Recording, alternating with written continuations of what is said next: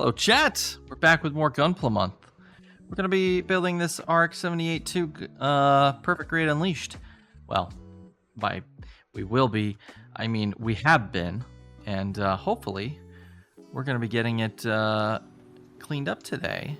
I'd like to get through as much of it as we can. Our time is gonna be a little limited today. I'm sorry, weekday streams have been a little hit or miss. There's been a lot of stuff happening in my IRL.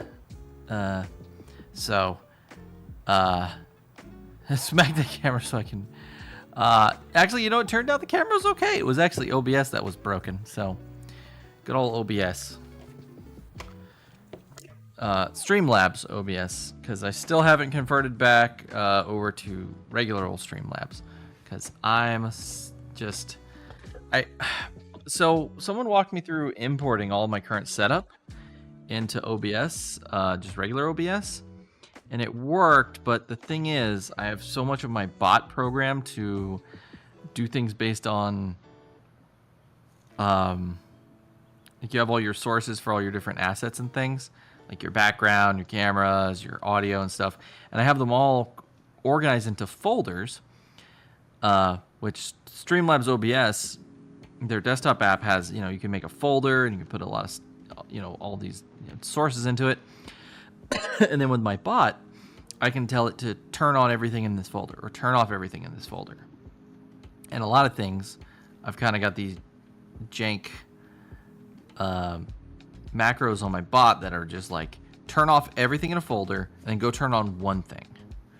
And so I'd have to completely rewrite my bot to manually go through and turn everything off and then turn the one thing back on that I wanted, and I'd have to make a whole bunch of extra macros and everything. So until I can figure out a solution to that, I'm just not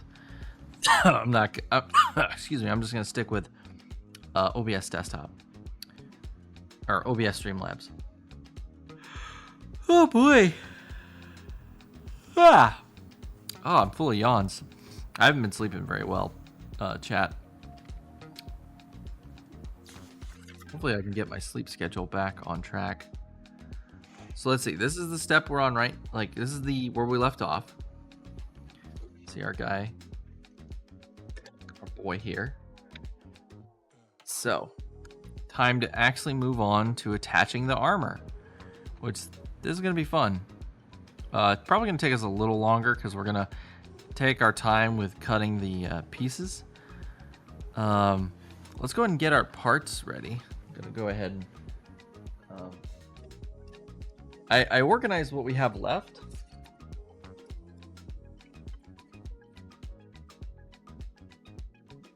Organize things into piles based on color,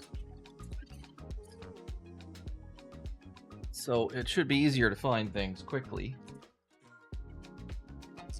As many sprues as we've finished, we still got a ton to go. So let's pick out the ones we need for this bit. So we're gonna need white, white, white, white. So J1, J2, L1, L2. So let's grab those.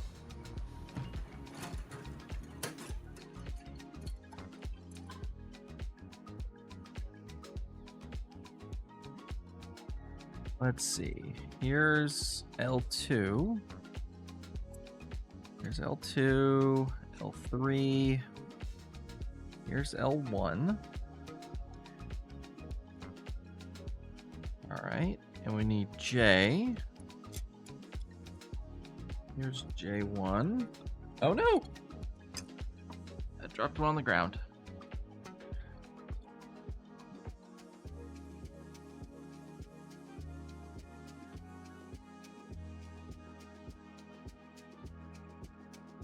I'm dropping all kinds of things on the ground.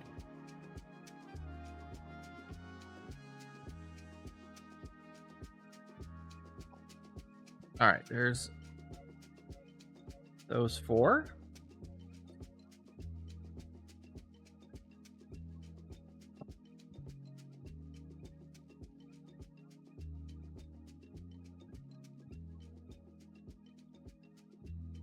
Let's see, J1, J2, L1, 2, let's see, we need dark red O, red N4, and a multicolor G2. So let's get these reds in a multicolor.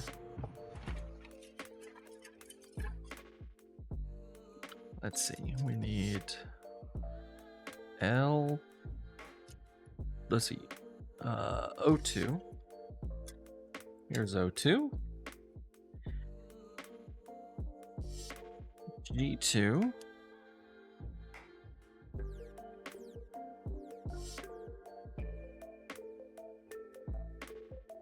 And N4. Oh, N4 was that little red one that was floating around. Oh, I didn't cut this one apart. This one's 5. Oh, there it is. We didn't actually cut the cut this one apart. Let's do that. So we can separate these so they're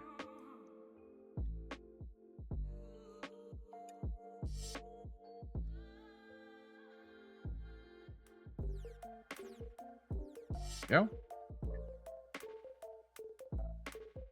So N4. All right, put these sprues back.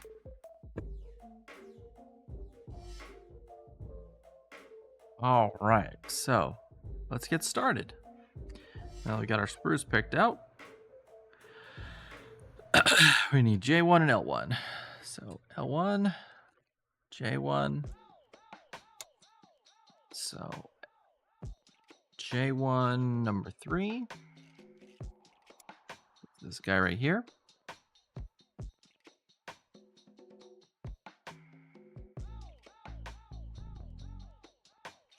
We're going to cut a little above where the gate touches the part because we're going to do a multi-cut method to remove these sprues or these parts from the gate. This is number 8.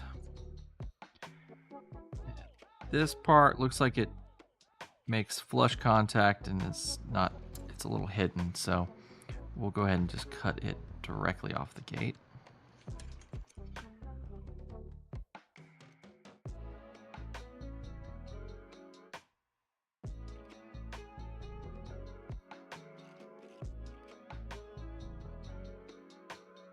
All right, so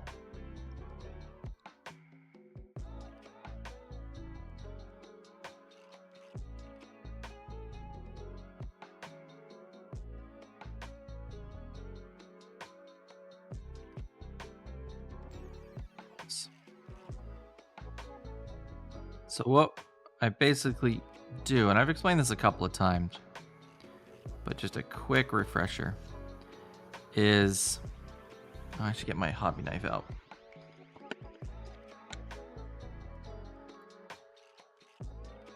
Oh, left it over here. So what I do is I'll cut not directly where the part is flush with the gate. I'll cut a little above, and so then you can come in and you can slowly cut it down flush, which gives you much less distinct nub marks and also really reduces stress marks.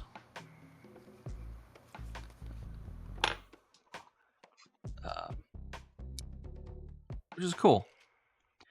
Here, since we're doing the legs, let's go ahead and separate our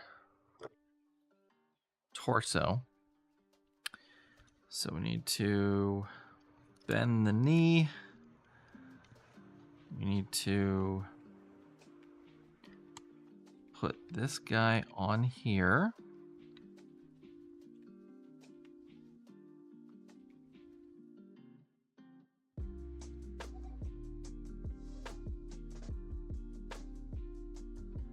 We gotta connect this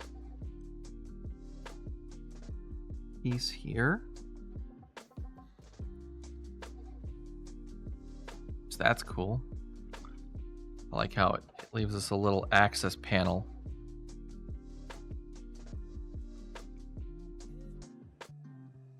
To get to that part of the leg. Not that that's super useful, but that's still cool that that's actually a thing. What a cool little detail. All right. And we need L1 again and J1 again. Excuse me.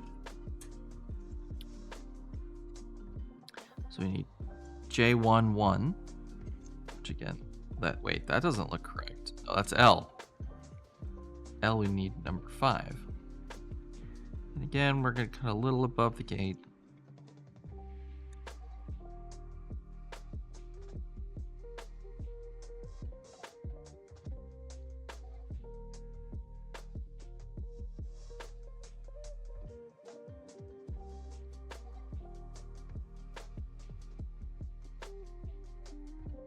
Let's see, we need part number 1. It's over here. And this is a part that's not going to be shown, so we can just cut it flush first try. Actually, with these white parts, it might not be too necessary to really go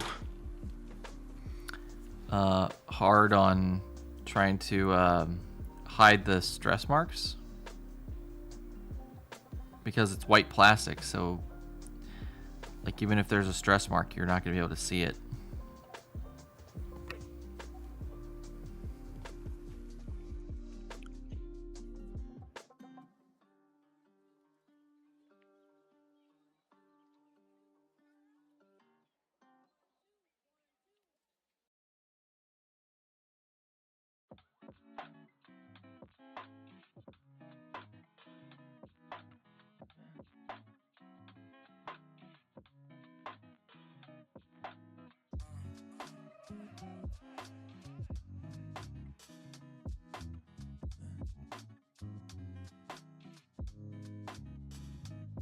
Hey, Wireball, welcome in.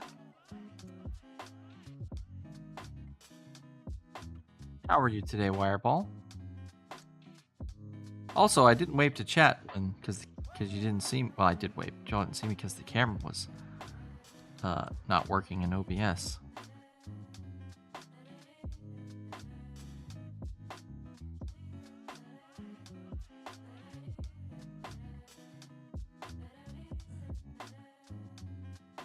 So, Chad, I gotta ask, would anyone be interested in watching a stream of vampire saviors?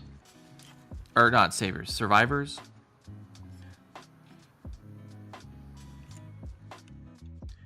I started playing that game recently to kind of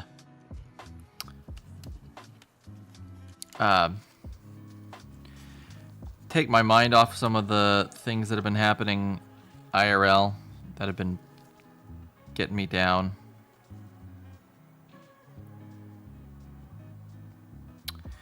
Now, see, those num marks, now that I'm looking at them, I'm not super happy with how those came out. Let me trim this one up a bit.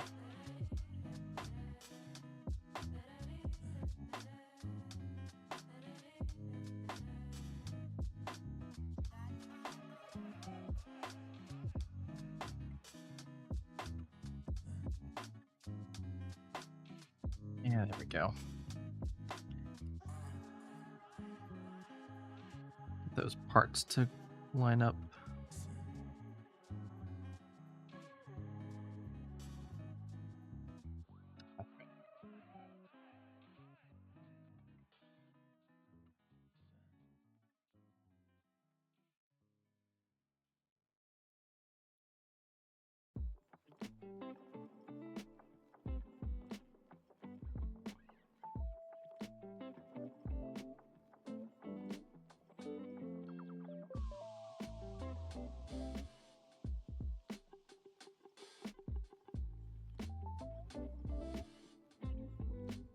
Nice.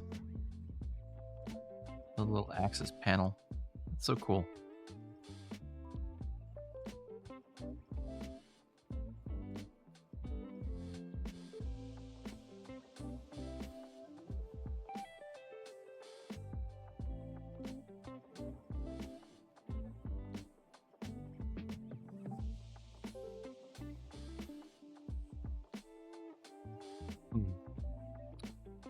we'll take a bit more time with it. The marks moving forward.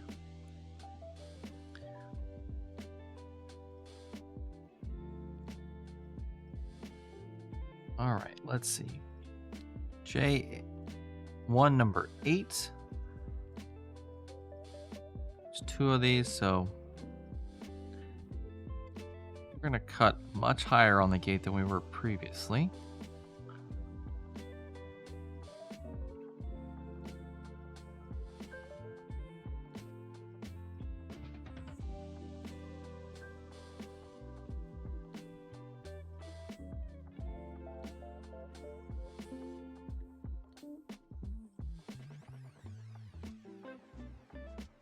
All right, see you when you return, Kay. Not bad. Oh, sounds like it might be fun. Bativator stream. Yep. I mean, true. It does have a lot of bats in it. Y'all might have a lot of fun with watching me get tormented by bats.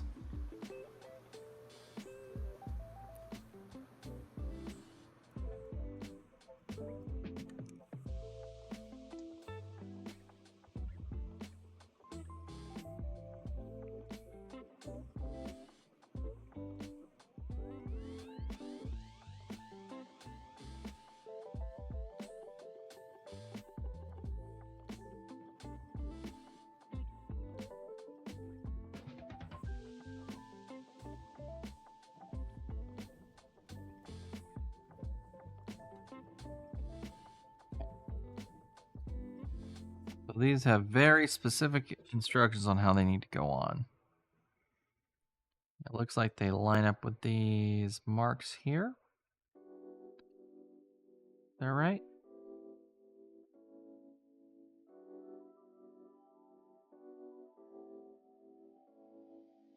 That looks correct. Oh, that looks really cool. I love that.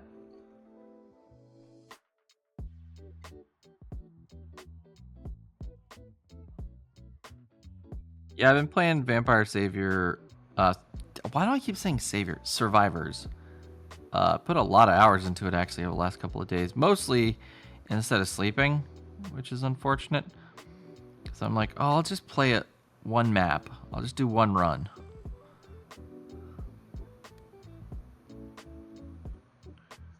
I'll just do one run. And then one run turns into 2. 2 turns into 3. And every time I'm like, oh, just one more run. Just one more.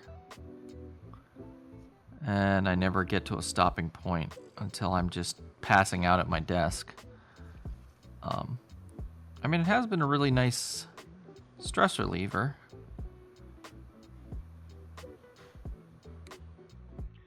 Yeah, my work has been a nightmare. Can't really go into details and kind of don't want to, but yeah, work's rough. Work is rough.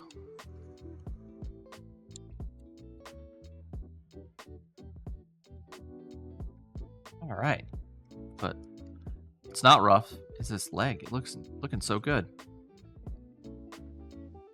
I really do like how that looks with the way the gold kind of peeks through the white. It's kind of hard to see because the white's kind of blinding the camera with how reflective it is.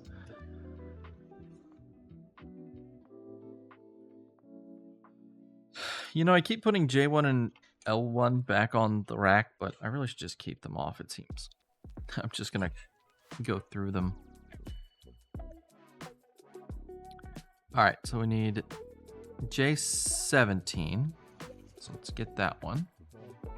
Is that this one? Yep.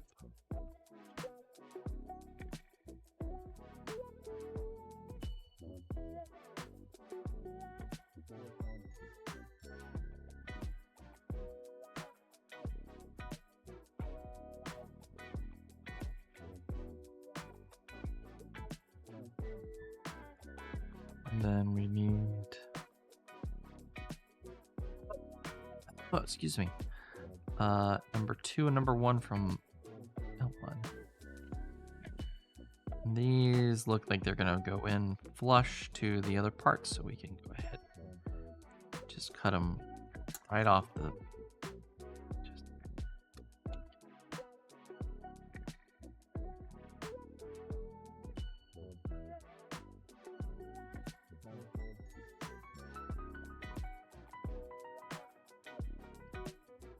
Ah, no.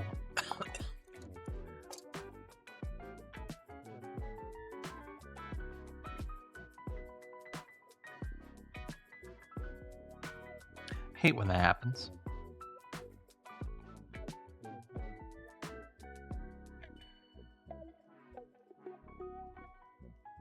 Those are flush.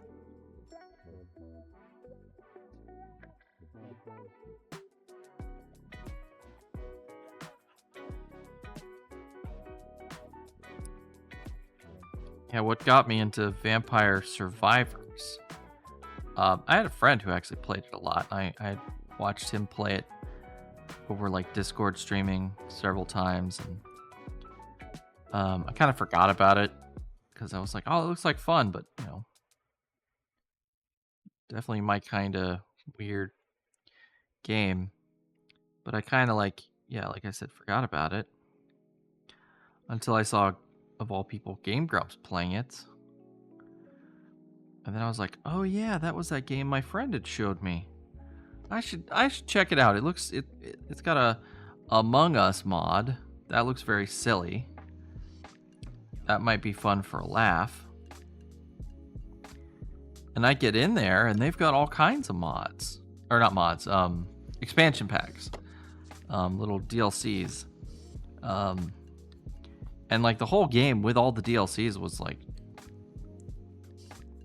$20, I think.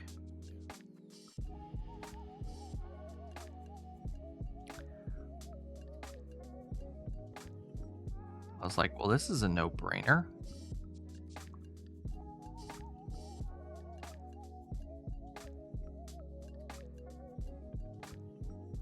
And one of the mods, or not mod, I keep saying mods, DLC.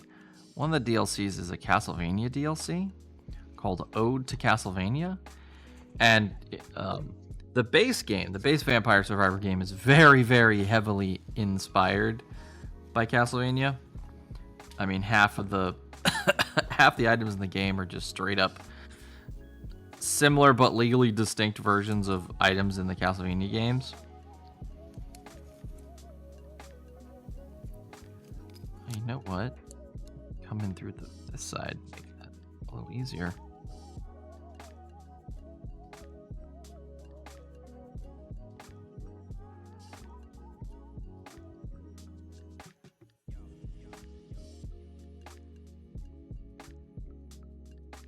Similar but legally distinct. You know, like the sub weapon in all the Castlevania games, the Bible. Well, they've got that exact item in the game, but it's called the King Bible. I'm like, that's very cheeky, game. That's clearly not the same item. No, totally original creation. Totally original, do not steal. Oh, I love that. Look at that knee. That looks so good. And the little flip-up panels are such a fun touch.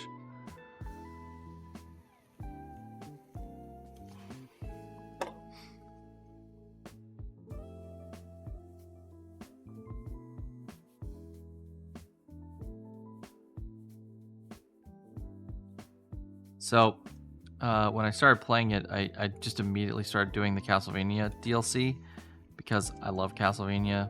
It's one of my favorite games, one of my favorite series. I'm sad it's owned by Konami because, I mean, I guess I should take that back. Konami's been pretty chill about giving out licenses for game franchises to use the Castlevania IP in like fun ways. Like they have the Castlevania DLC in Rising, which was a blast. All the extra cool stuff you got from that. the castle decorations and stuff. Ooh, what kit did you get there, Kay? And welcome back.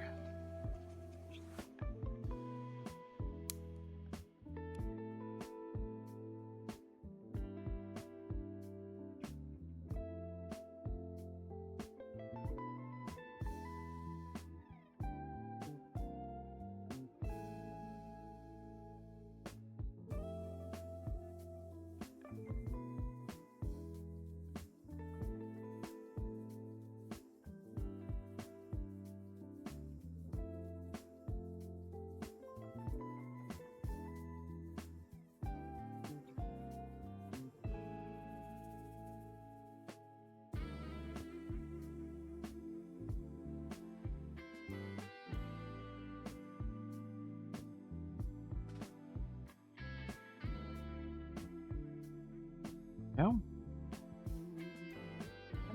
And this is gonna be here. I know the kit says to do this part second.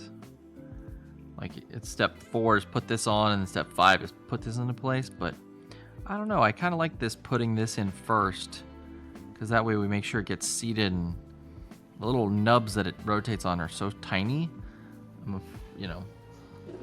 I'm afraid they're gonna like get bent or messed up. Doing them afterwards. Here we go. Nice.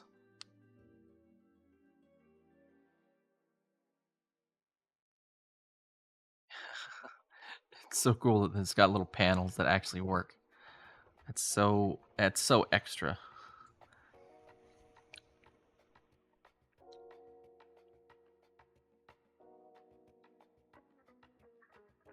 HMT Gundam? Ooh.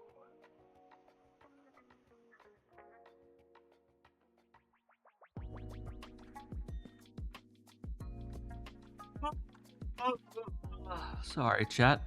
I just can't stop yawning.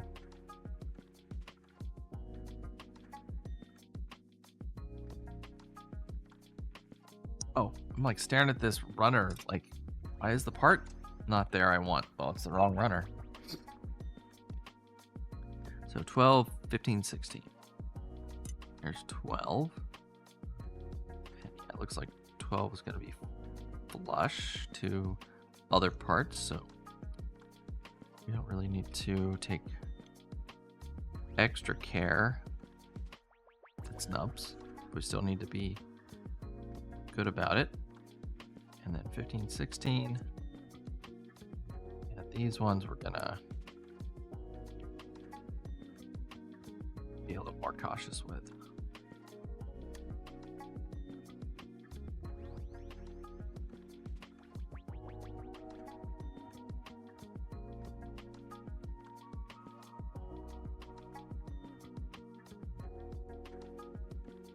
Oh, it's a lot of the gate. There we go.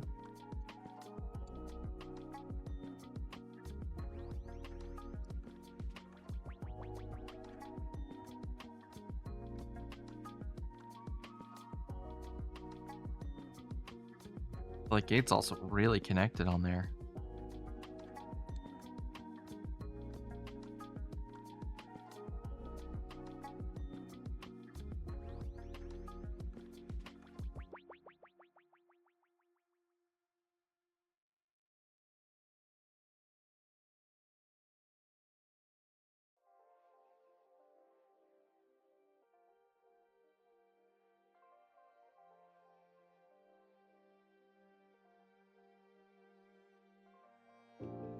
Sometimes I get a little too aggressive with that hobby knife. I need to be more controlled.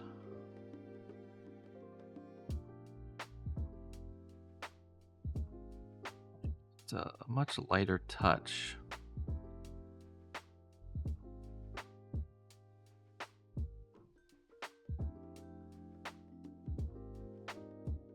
I like that.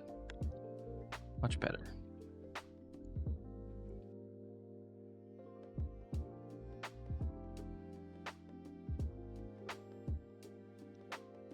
One problem with this method is it makes a bunch of little plastic chips I have to clean up later.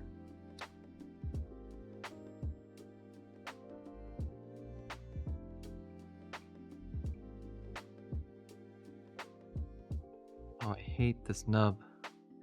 It's like in this curve.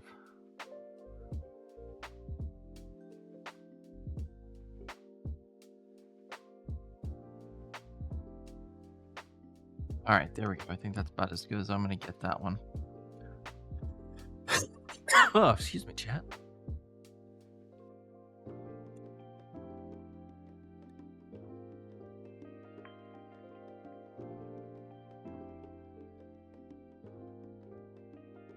Ah, that's not good. We'll come back to that.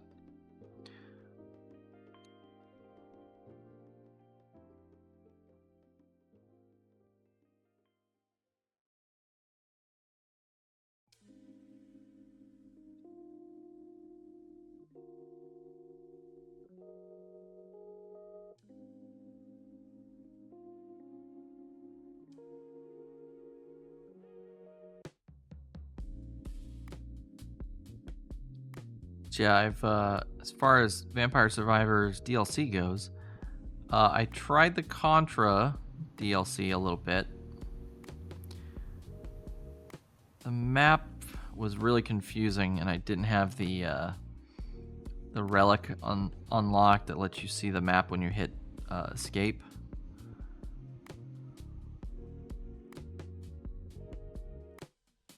Which I didn't even know was a thing until much later.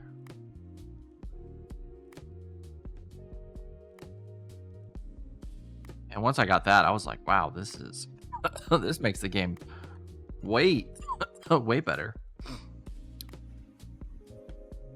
All right, this says we need our J piece in there first. Let's get a little nub up there. Little nub here.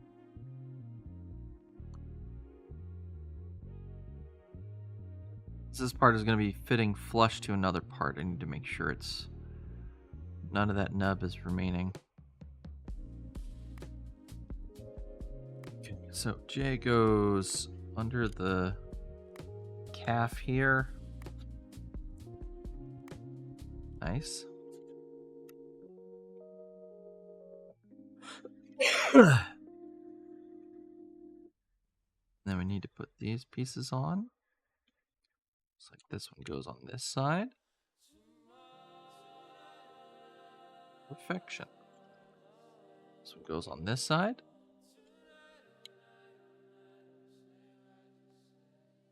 Awesome. Yeah, there we go.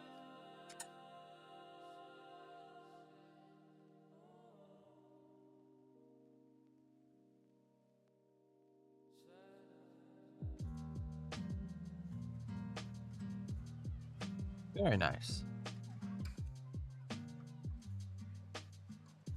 What's next? Let's see, we need 14 and number 5. It's 14.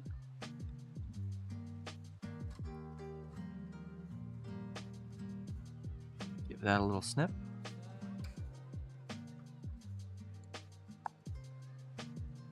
Take that up here in a second.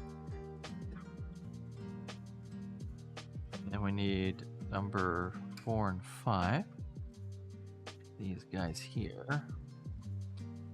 This also we're just going to give a little snip.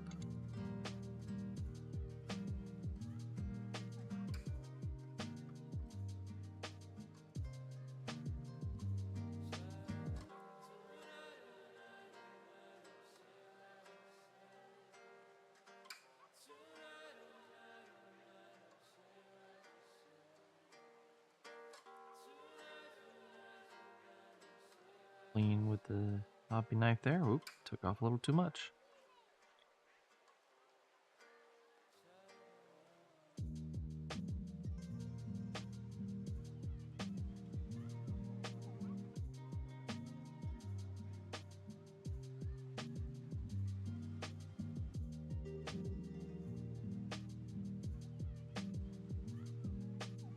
All right. Now it looks good.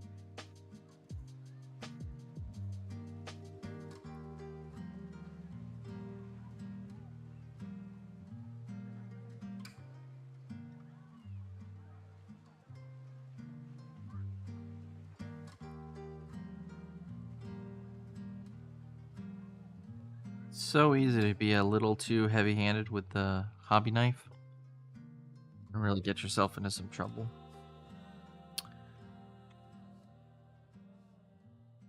Oh, we need one more part. We need number 5.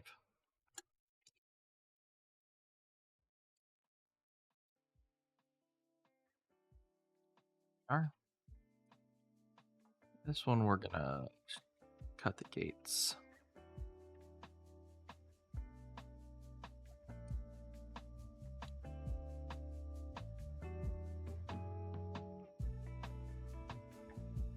These ones are, well, I can't get to them, so we'll cut the gate off the sprue.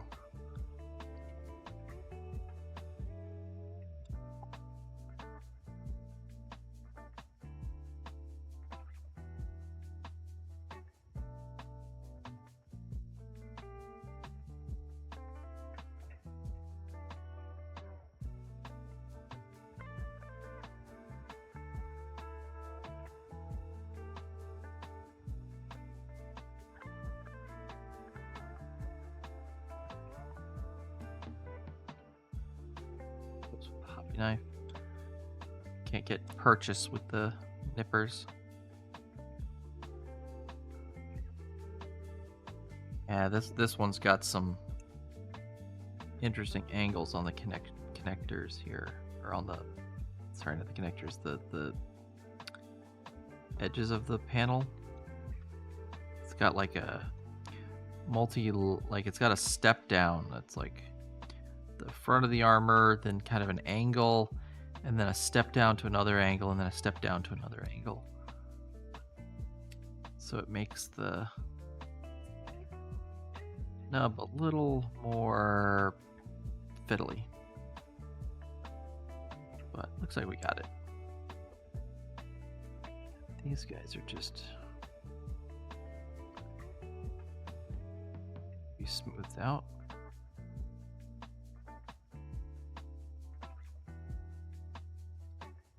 Perfect. All right. Is there an order of these?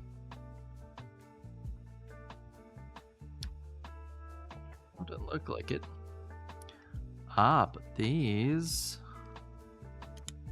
look like they. Haha. Oh, that's nifty. I like that.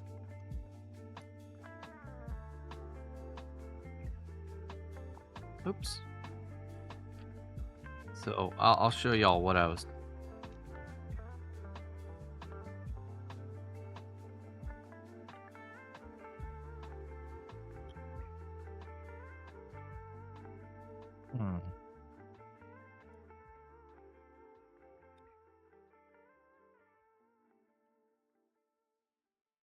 Looks like we got a bit of a problem with this, the nub right there.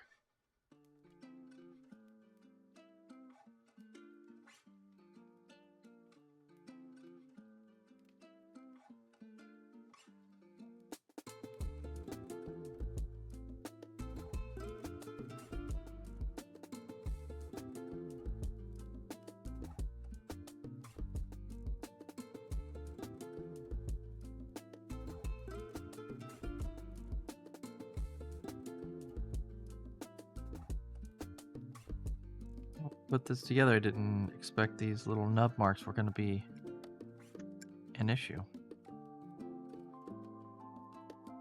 It didn't really address them at the time we put these on.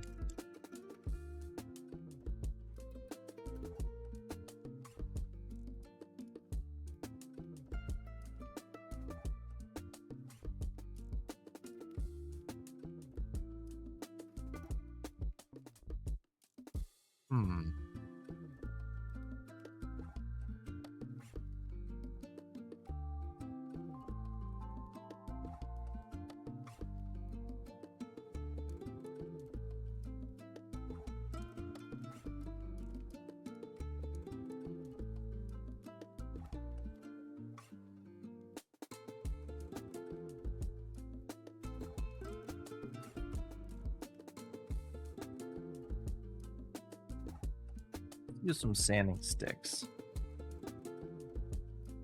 7,000 is probably way too much.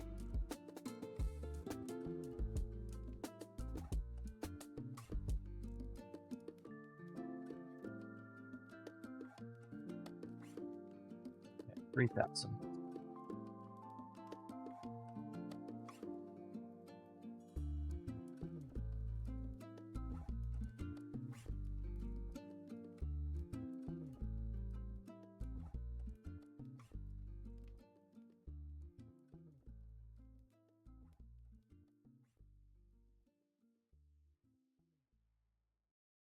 Yeah, 3,000 is too fine. 5,000.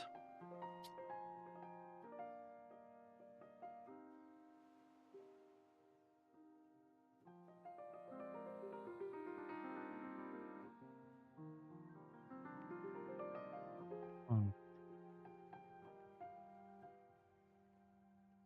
180 is way too rough. Hold on. What else do I got in here? All right, let's try 600. It's got some bite to it.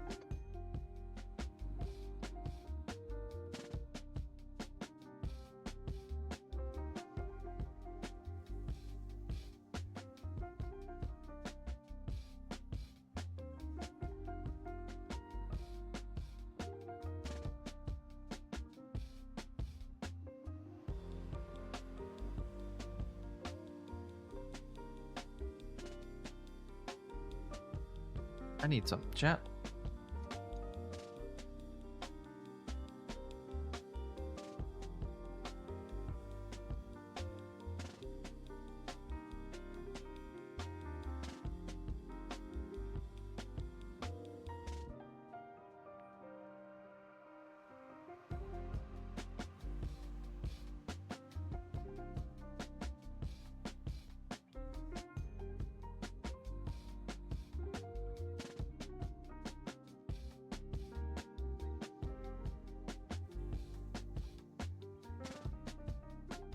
Got this, but I also had a little microfiber cloth around here.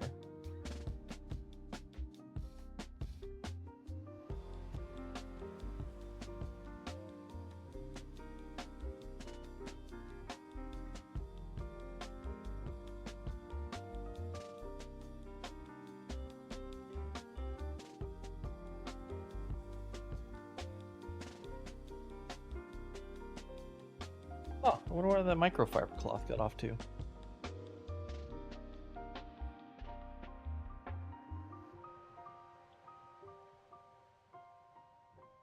Ah, found it. Found it, chat.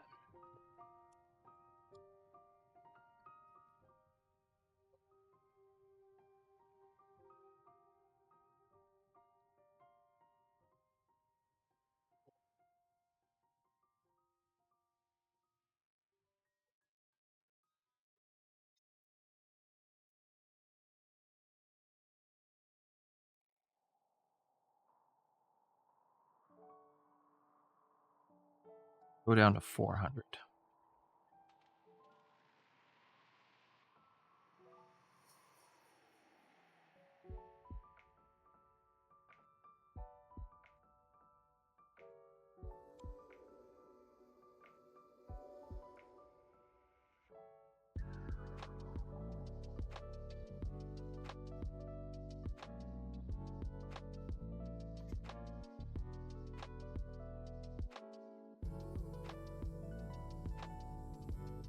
Probably putting way too much time into this one little thing. But it's like right on the front of the leg, so it's kind of very prominent.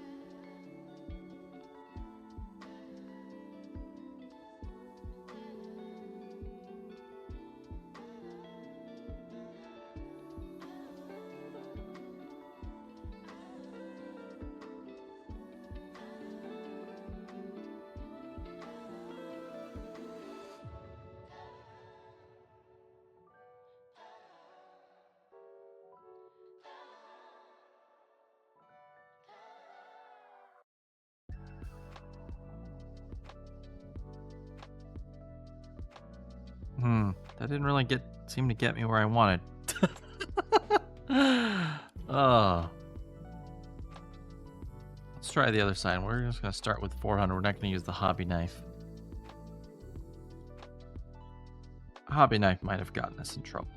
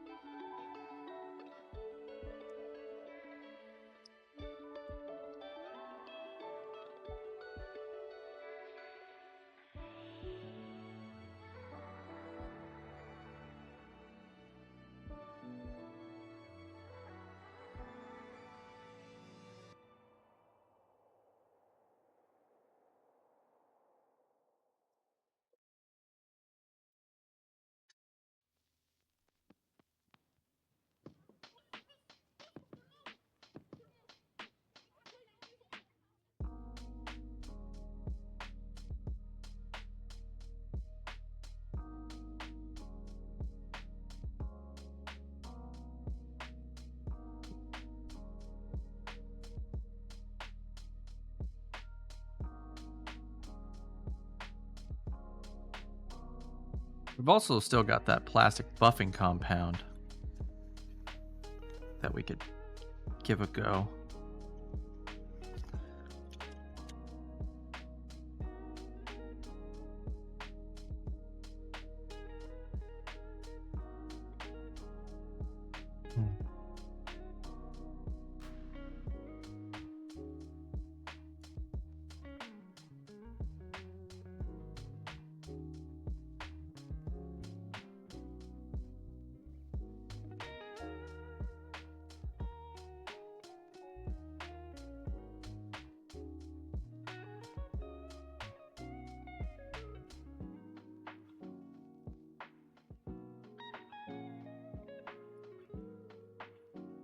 We'll come back to it if it bothers me enough.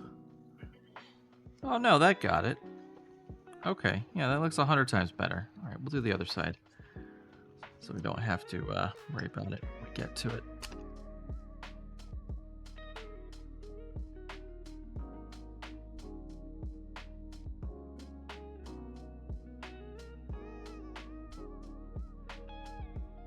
Sand it with the 400. Just evenly across that whole surface of that part.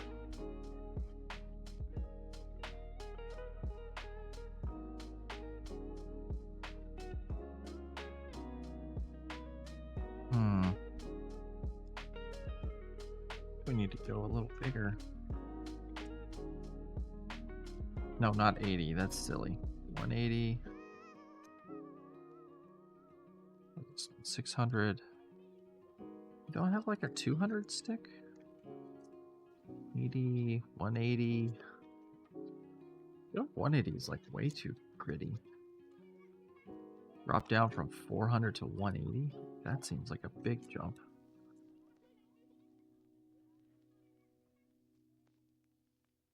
$400, $800.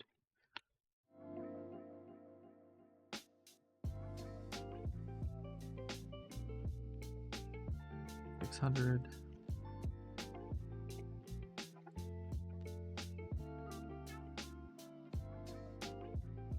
Huh? Weird. Yeah, it just jumps down to 180.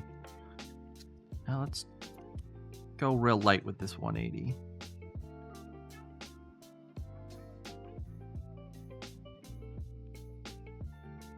Uh-oh, we got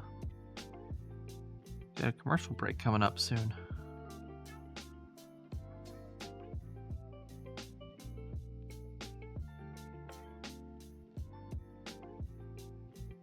Sorry, we got kind of hung up on this little piece here. I didn't realize it was going to be so exposed.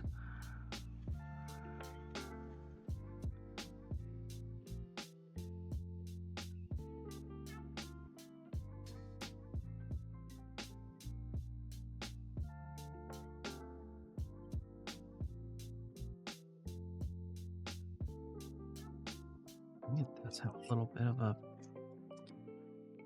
nub sticking out, just a tiny little nub.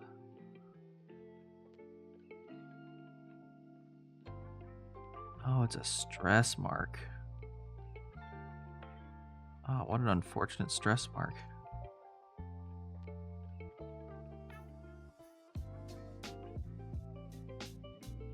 I don't really know how to get rid of stress marks too well.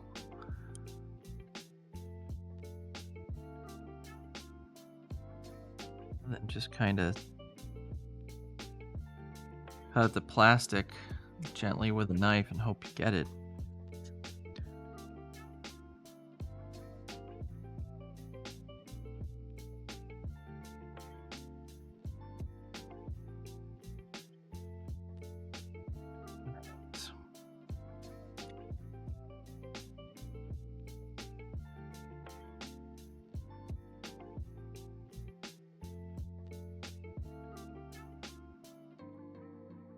All right, 180,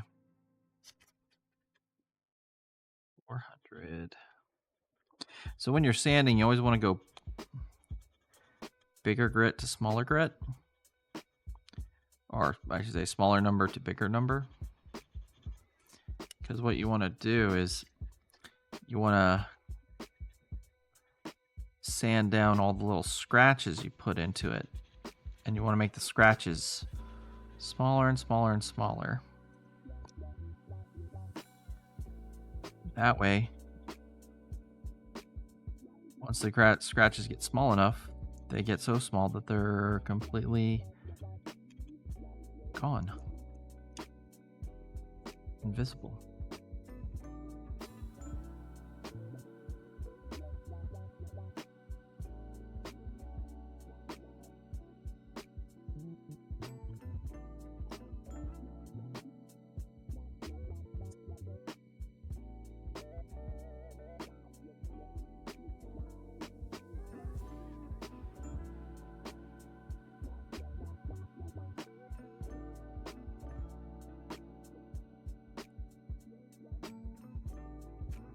And this is also why I don't sand every part and try to get every nub mark perfect, because, I mean, this takes forever. It's such a long process.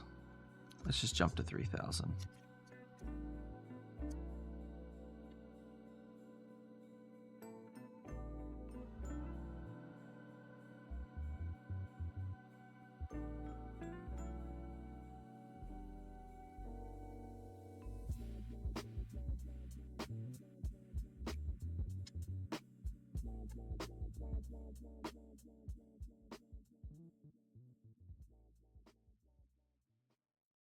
All right.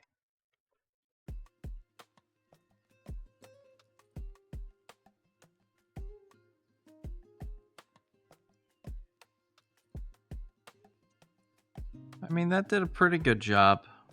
Still kind of there because of the stress marks, but yeah, it looks better. I don't know if it looks great, though. It might have just been a waste of our time. We'll see when we get to the end. Let's put these things away.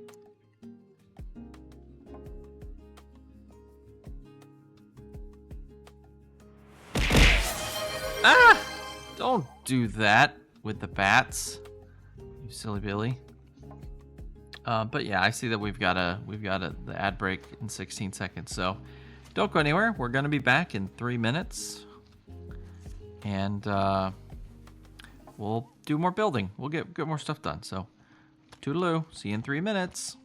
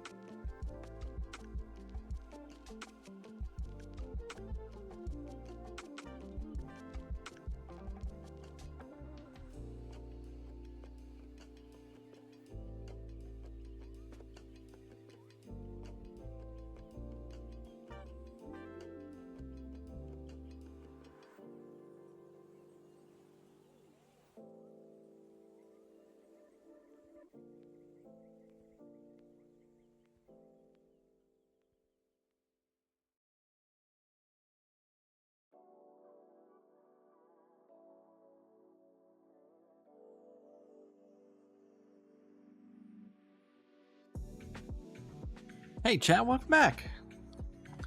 We're back. I went ahead and started cutting some pieces out for our next section. Just so save us a little bit of time. Because I know we're trying to get through this build here. And also, sorry if anyone's been trying to watch the VODs. I've been really bad about uploading the VODs, especially after we had the hard drive filling up incident, where I accidentally filled up my hard drive. Yeah. Ooh. I like how this part of the white is just a little grayer than this part. I think that looks snazzy. Uh-oh.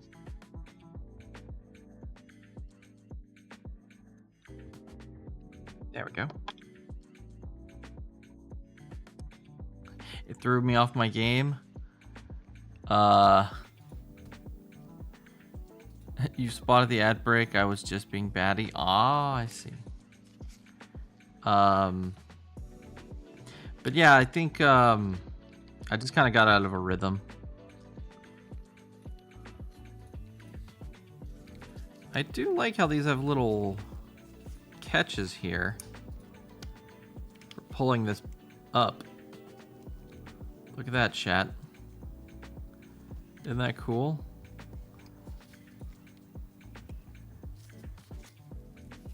I noticed that when I was cutting the piece out of this little bit there. It helps pull it out of the leg area.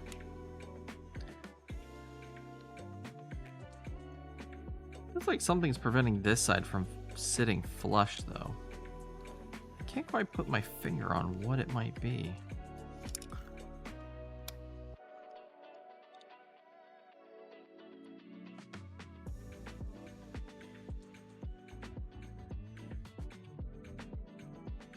Yeah, it doesn't look like it's sitting all the way on like the other side. I'm gonna pull this back off and have a look.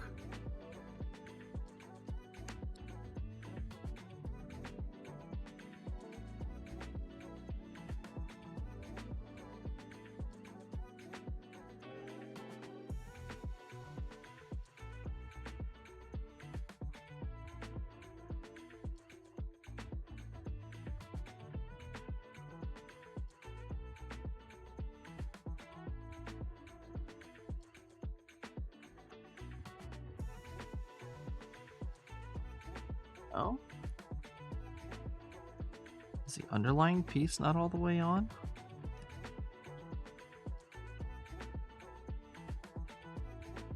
No, the skeletal piece is 100% flush. Oh, I actually see a little bit of nub mark here we missed. That's might be causing some friction. Clean that up.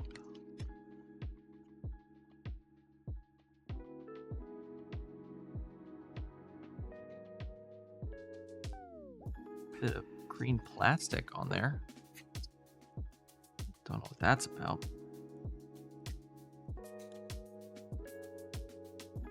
Everything looks good.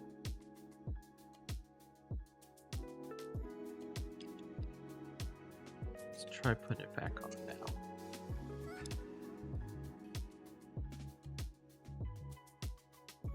There we go. That feels like a much better connection.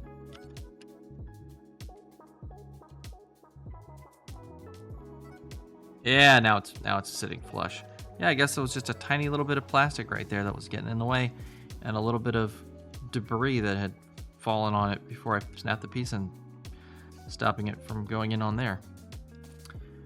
Man, the tolerance on these plastic parts are like really kind of insane.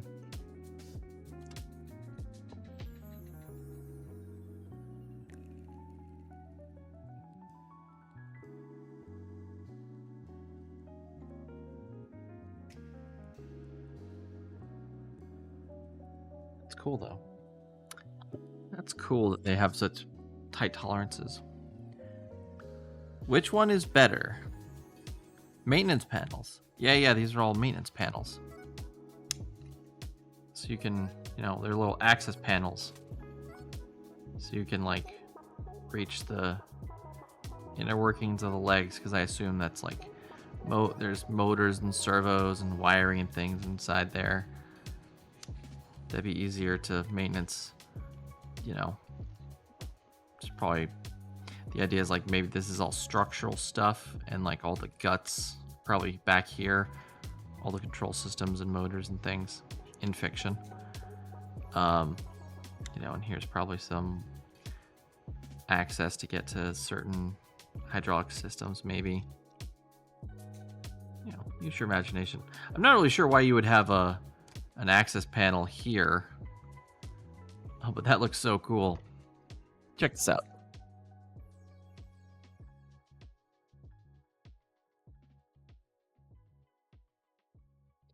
Isn't that neat? Get to see our silver and gold, well, whatever those are. I think I said they looked like some kind of heat exchanger.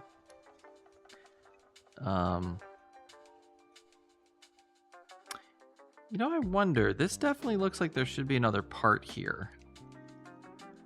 But no, there's not. It's just, oh, we can still see those pistons when the leg fully extends. That's super cool.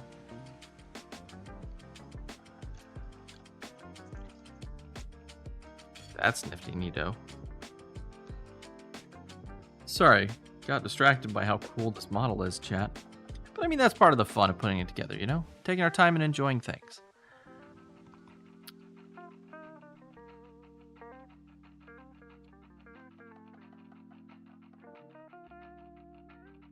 I didn't look at your video, Kay. Actually, I'll check it out real quick. Give you my opinion.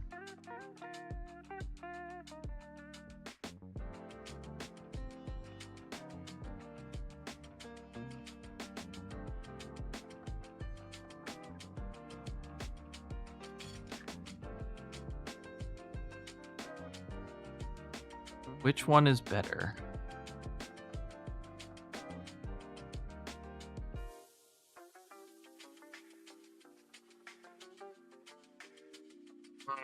I think the white. I agree with Wireball.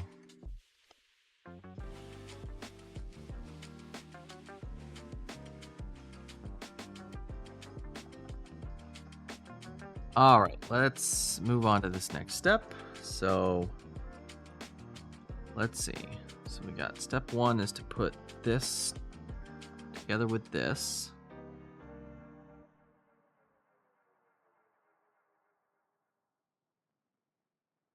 How does this go together with this?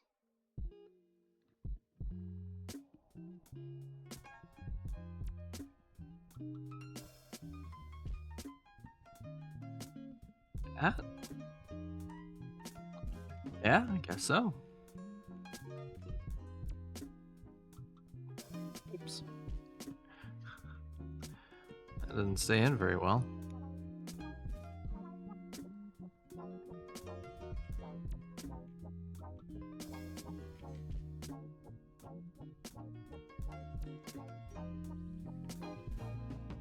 All right, and then we put it on the toe. The toe area.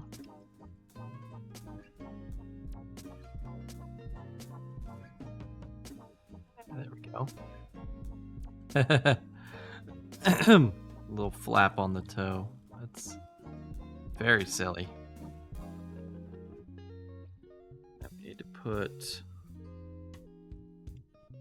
4 up here.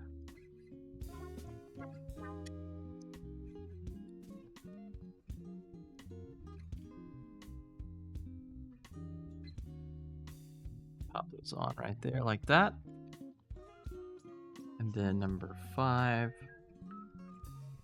goes here on our end of the toe. Nice, that all went together super well. All right, what's next?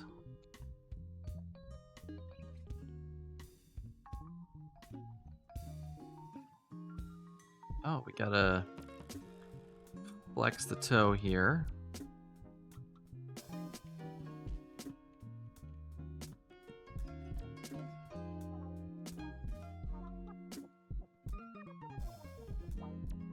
And looks like we need... Let's see. Don't need J and L parts for this, so let's put them away. We need O and... Oh no, J1, we do need J1.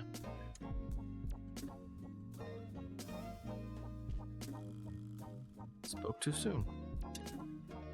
Alright, so we need number 6.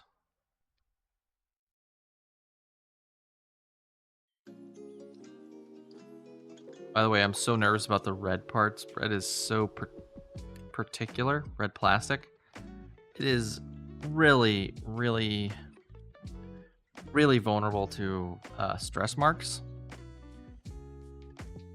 It's so easy to stress out red plastic and get like really terrible looking results. Ask me how I know. I've only, built 1, 2, 3, 4, 5 all red models. Oh, the red is definitely very temperamental.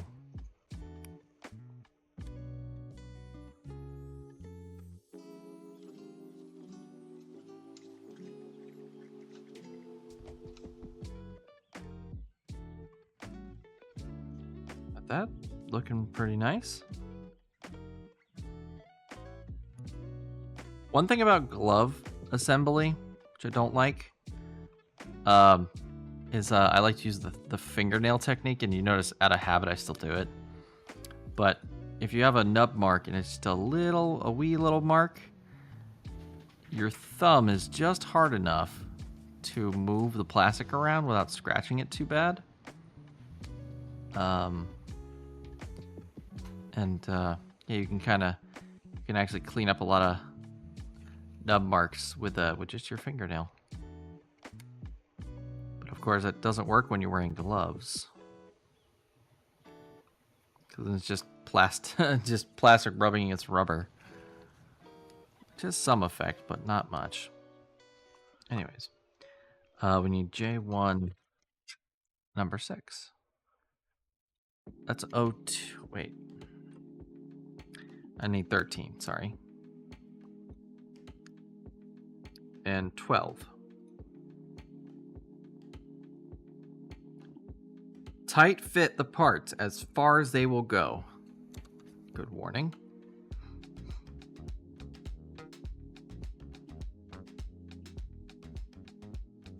This one's definitely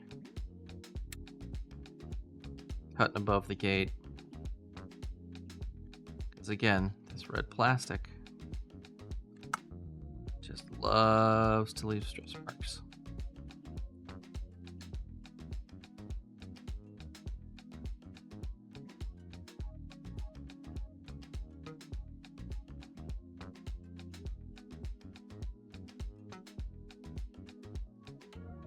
When I get to a part where like the edge isn't going to be shown, I'll show you guys what red plastic looks like when you just cut it straight off the sprue without kind of taking your time like I'm doing.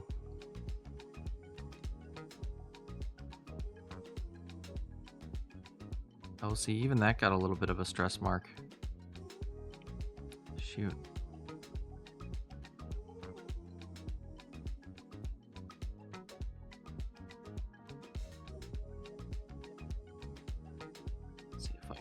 That up.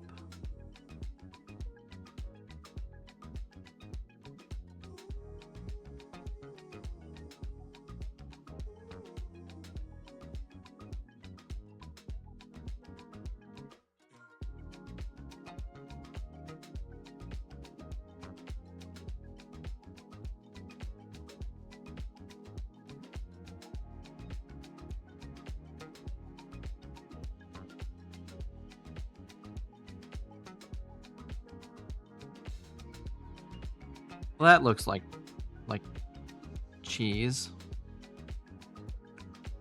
That's very disappointing. All right, just gonna move on. Actually, let's show you a good example. So look at where we cut this this piece here. See how white it is on the end here? And so if we trim it down a little at a time,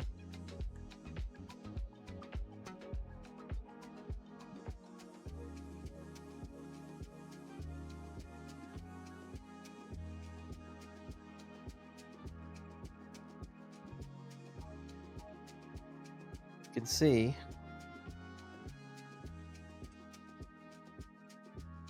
now that we've cut smaller volume of plastic, the stress marks, it doesn't stress.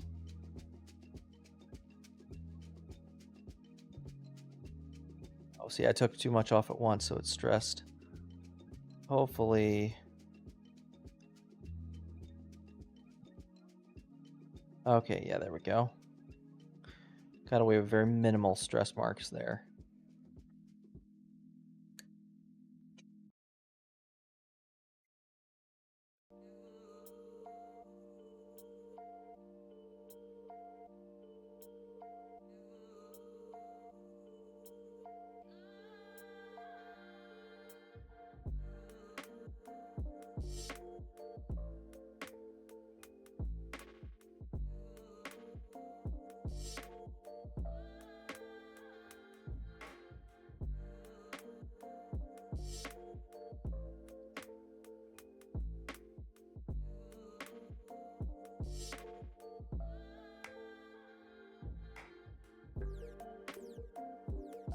Technique's not perfect.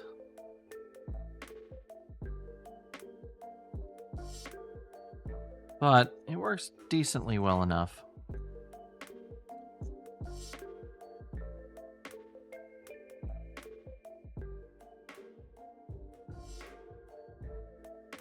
Oh, as I create a stress mark using the knife. That's the other thing. It's actually really easy to stress the plastic using a knife.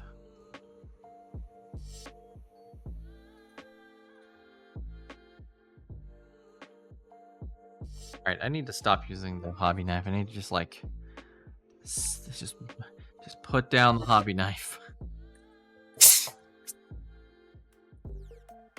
Alright. Let's blow little pieces of plastic away. So they're not gonna interfere with how this fits together. Let's do the sides of the foot first.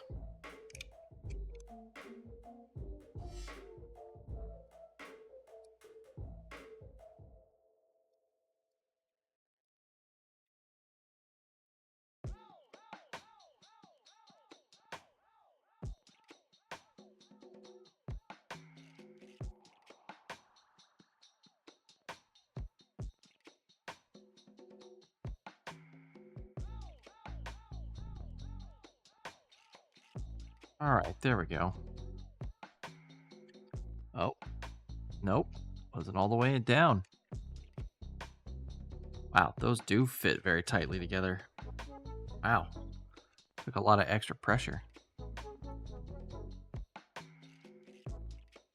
There's a G3 version of that kit, but I don't really like the color of it. You can avoid those stress marks by trimming little at a time. Yep, exactly. The shoulder armor came in black and white. Should I choose white or black? Black or white? I was thinking of making the left shoulder white and the right black. Do like a Harlequin pattern. I like Harlequin patterns on things. There was a Warhammer 40k RTS that I played. You could customize how your army looked, and I always went with like multicolor, like Harlequin patterns. I don't know, just something very visually interesting to me about alternating colors.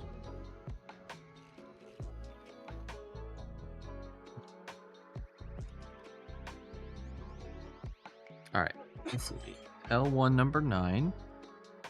That's J1. Oops.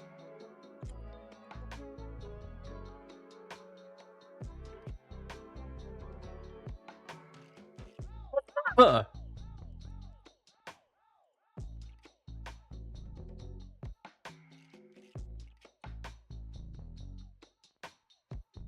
That's 6. Here's number 9.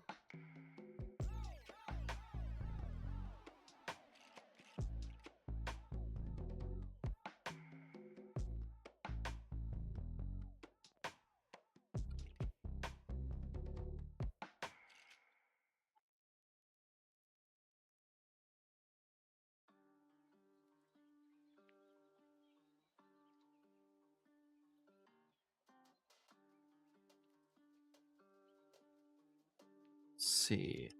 N4 number 13.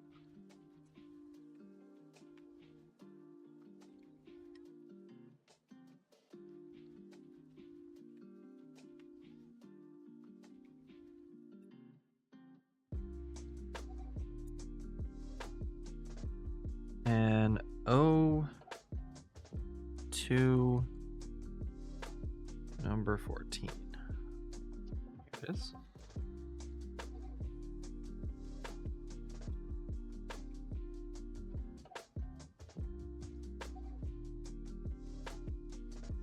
Oh, that's annoying.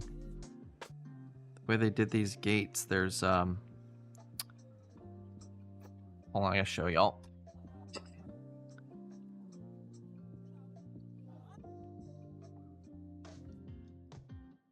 So if you can see there, instead of the gate coming to a point, there's flashing.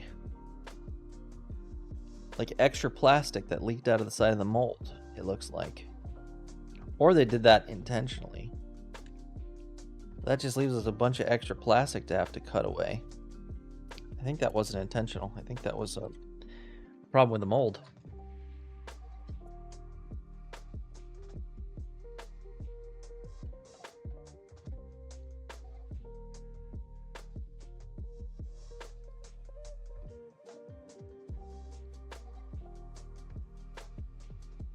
Oh, maybe it was intentional. It's so hard to tell.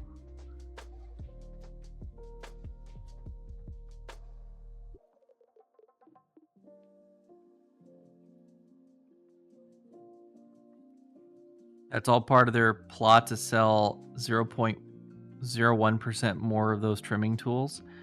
Yeah, maybe. Although I don't think Bandai sells a lot of tooling. Everything I've always seen is from third parties. Like, I think Bandai does make nippers, but they're like cheap nippers. I don't think they're kind of like, you know, hey, you're in the store, here's some nippers to get you going kind of thing. You know. But I think like most people use the nicer, you know, third-party nips.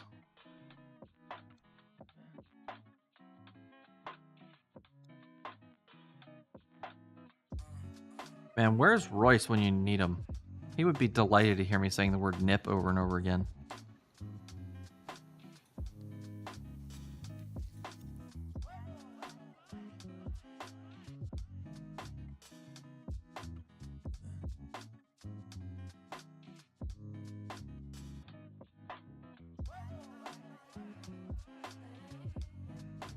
Oh, I cut that at a weird angle and nipped some of the actual part, not the gate.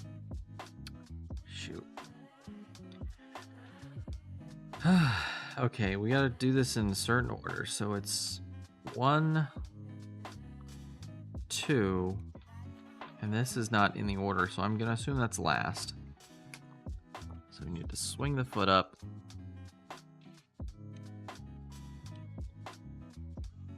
Looks like this guy's gonna go here. It's the very back of the foot, so I'm not super worried about it. It's, you know, I'd rather it not be a little messed up, but if any of the parts are gonna have some bit of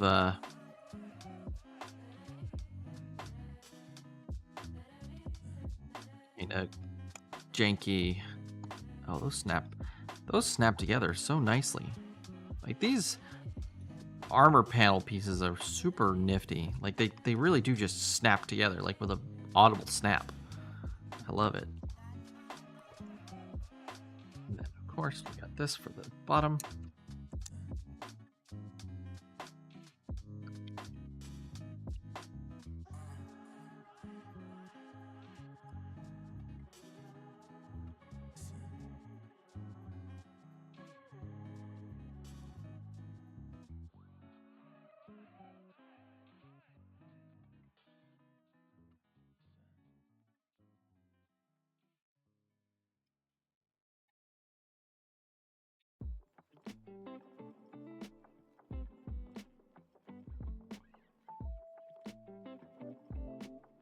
All right, done with that page.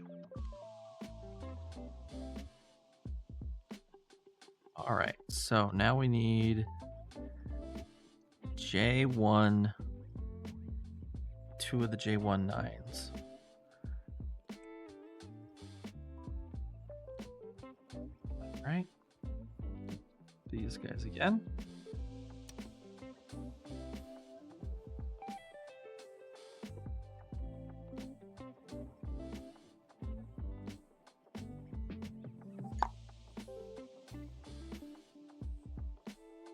So one of the tool companies bribed their machinists. Yeah, maybe. You never know. Stranger things have happened in the world of corporate espionage.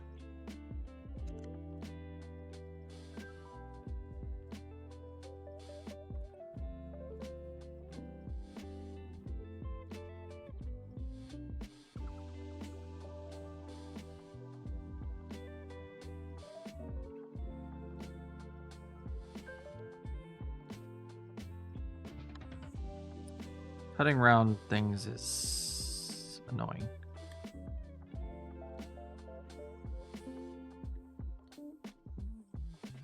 This leaves like just a little bit of a flat spot.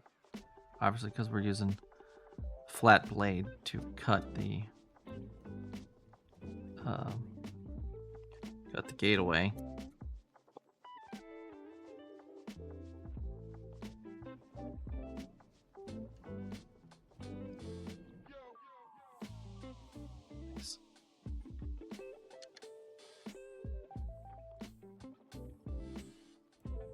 That looks sick.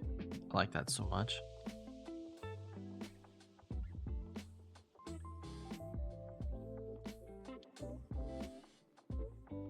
Just realized that I need some food. That's why I'm throwing out silly conspiracy theories. Ah. Hunger is the source of conspiracy theories. I just looked at the runner and realized there's 2 V-fin. One the standard V-fin with those safety nubs, and the other one doesn't have it. Interesting.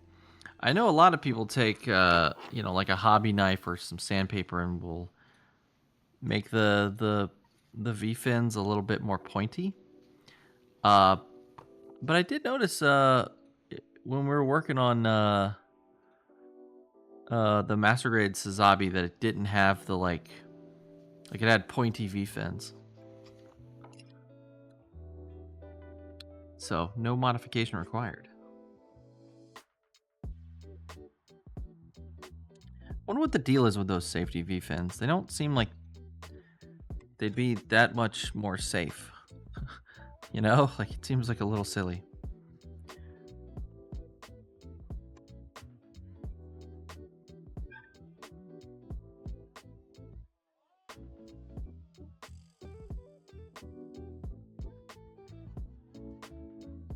Oh geez, Chad, it's already 10:30. Been at this for an hour. I'm so exhausted. Like mentally exhausted. But you'd think like doing Gunpla would help with, but I don't know. I think it's streaming is taking its toll. Trying to like think and build and chat It's taking a lot more out of me than I thought it would.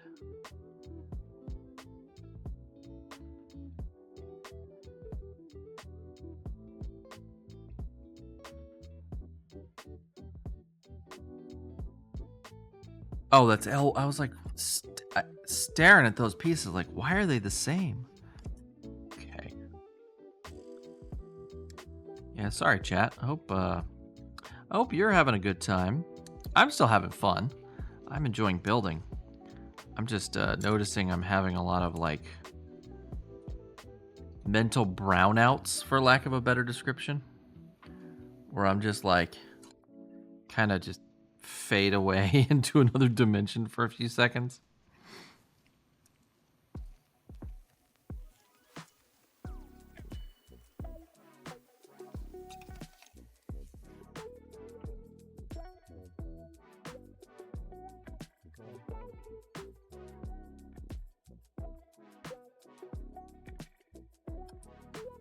I hope this work thing gets settled soon. Also, in case you're wondering, I'm searching for a new job too, because I'm not really down with what's happening at my work right now, and it's I can feel how much it's taking a toll on me mentally and physically, and I'm not gonna let that fly. I'm definitely gonna be finding a new job here, hopefully soon, but we'll see how it goes. It's a Japanese law? Interesting. Let me know if you make any interesting observations or discoveries in your job search. Yeah, I will keep you updated.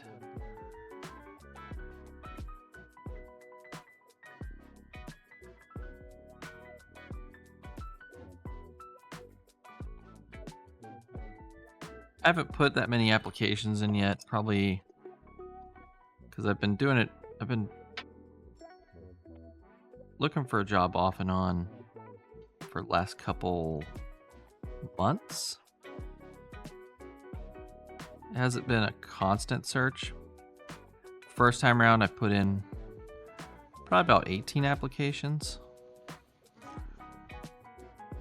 in total. And over the last couple days, I put in probably about 8 or so. So not much feedback.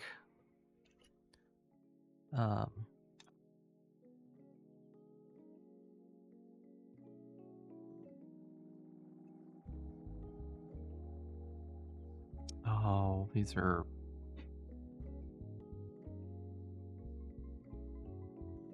Okay. I actually guessed, but just sheer accident got the right part.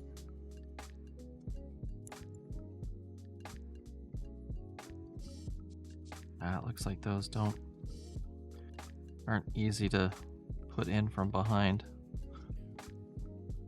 Where'd the other one go? Oh, there it is. Got between the legs. I never build any of those Gundam F00, so this build is kind of interesting for me. Yeah, have fun. It sounds interesting. Yeah, I've never built any of them either. Oh no. A nub.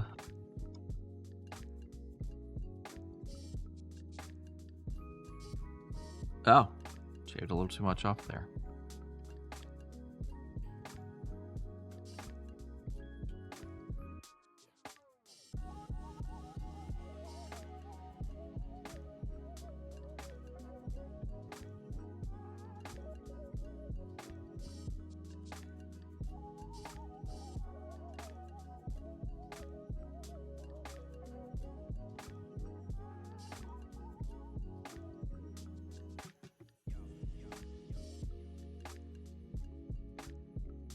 Okay, let's put this piece on.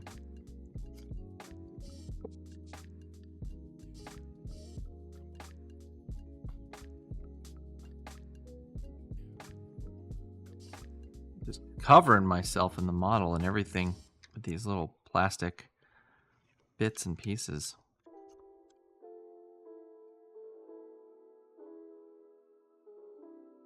Tolerances are so tight on these pieces, I'm afraid I'm gonna keep getting little bits of plastic in them. Oh no. But this one want to open up. Oh, did I install it wrong? It's just really sticky.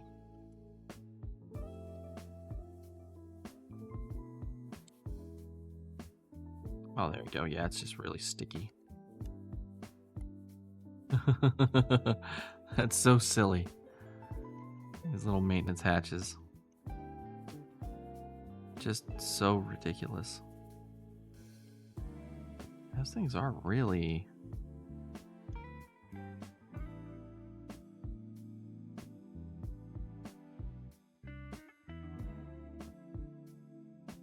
I don't feel like I put them in right.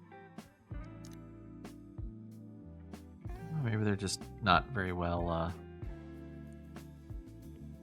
just aren't very well done. Look at that, chat. We got a whole leg. Whole finished leg.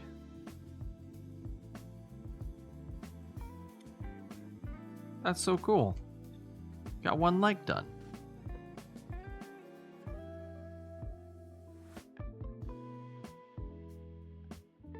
Any panel liner's gonna have a field day. I'm a bit of a panel lining maniac.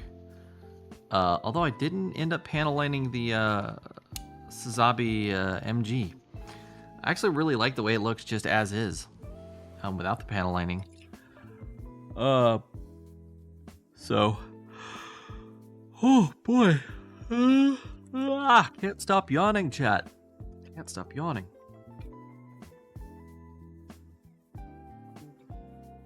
All right, let's get going on the next section. The other leg. So we need to articulate our leg. So we're gonna need it here in a be bent over in a second. Or,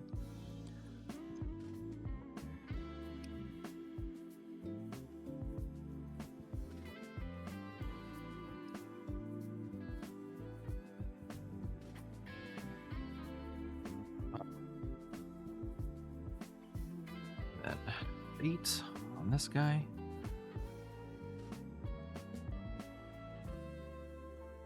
Oh, I need L2, not L1.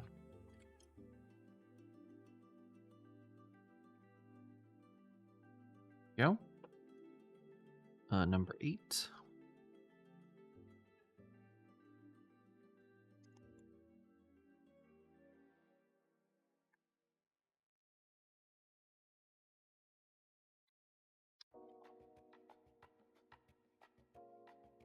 Yeah, I'm pretty fed up with my job, but I'm gonna keep doing my best.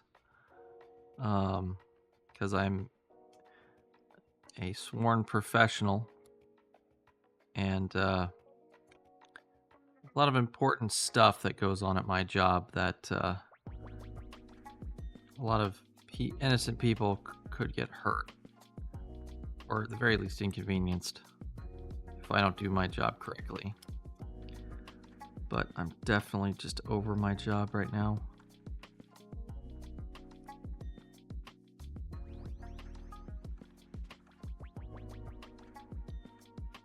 The way the company is treating their employees is pretty deplorable. In one man's humble opinion.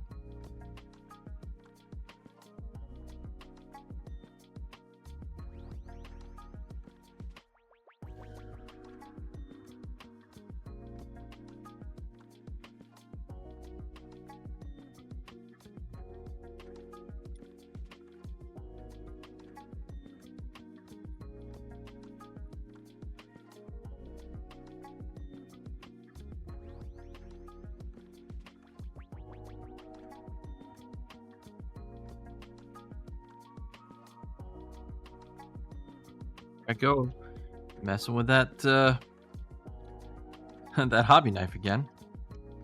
Get myself into trouble.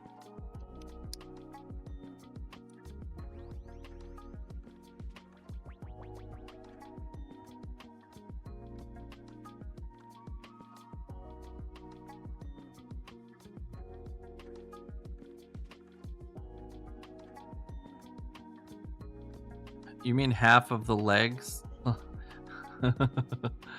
Yeah. Ugh. Oh, we get to throw a sprue away in this next step. How exciting. Oh, we skipped a step, chat. We skipped a step on the other leg. We didn't put these parts in.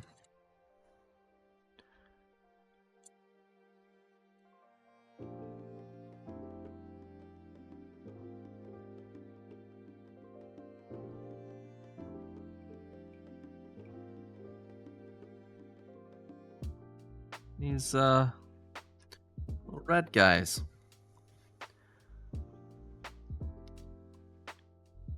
Red clear plastic boys.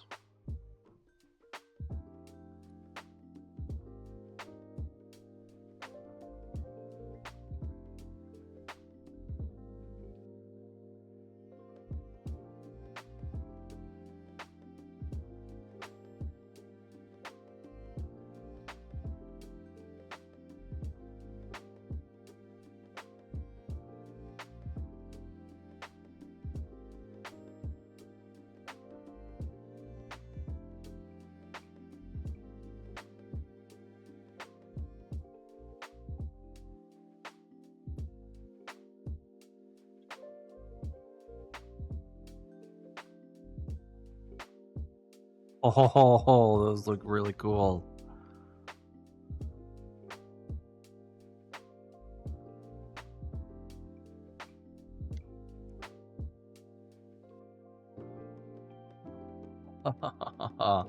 Oh, chat, isn't that cool? I love the way that red clear plastic looks on the bottom there. That's super cool. That's a nice touch.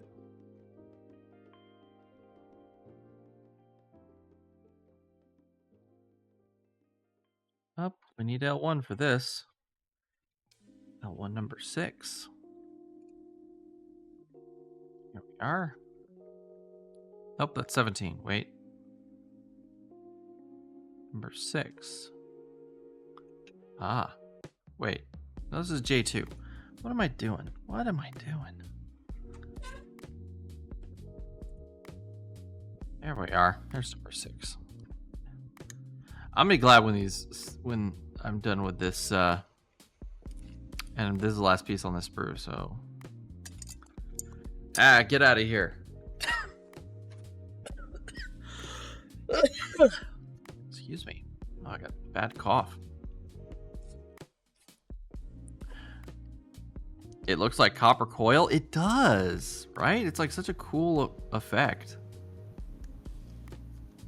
And it's just red plastic over gray like red clear plastic over some gray opaque plastic. Such an interesting like visual effect, just those two colors kind of mixing. I'm sure the engineers at Bandai have a ton of institutional knowledge about like, oh yeah, if you take this kind of plastic and this kind of plastic and this color and that shade and combine them, you get this cool effect.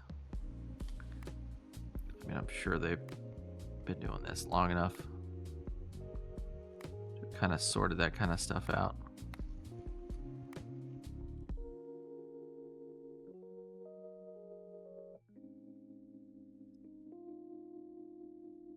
All right, we need J1.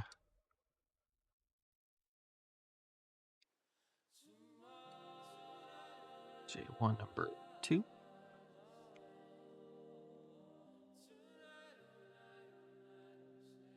kind of like if you're watching anything about Lego on YouTube or TikTok, it's like the kind of knowledge that those people who work for that company have about plastic is insane. Like, they know more about plastic than I know about computers and, like, retro video games.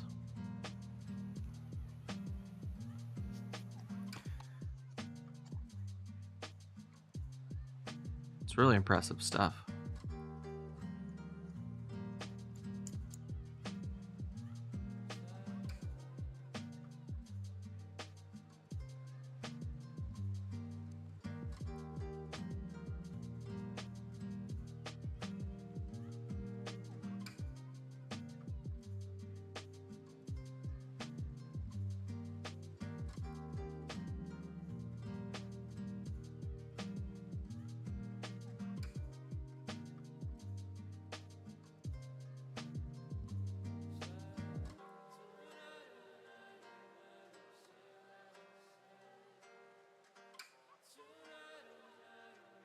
All right.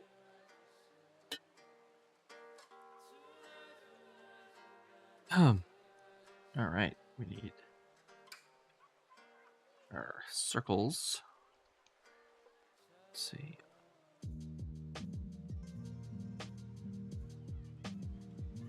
The other smaller ones.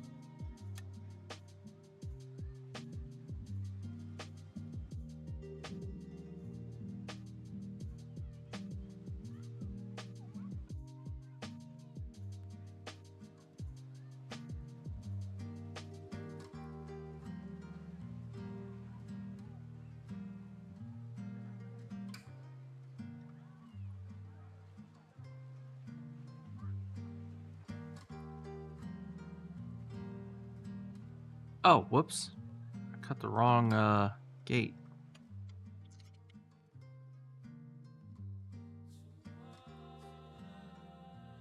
Well, in for a penny, in for a pound, I guess. All right, that's J2. J1. Or L2. All right, let's set those aside so I don't continually confuse myself. Let's do the small one first, because we can just go ahead and put that on the ankle.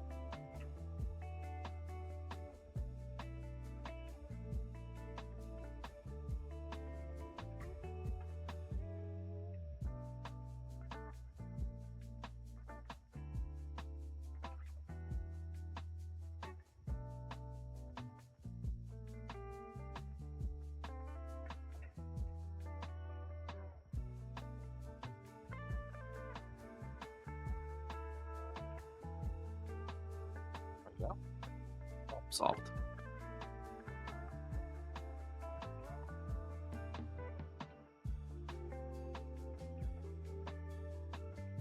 You know, so I decided I would try something for these round parts. Instead of clipping it all in one go, I would make like 2 or 3 snips at it. That seems to help make it look a bit more round.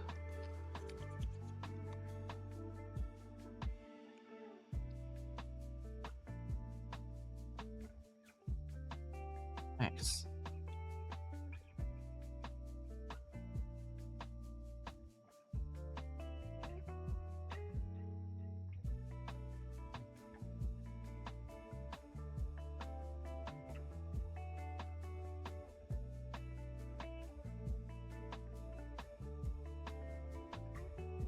Wow, that looks so much better, doing multiple snips.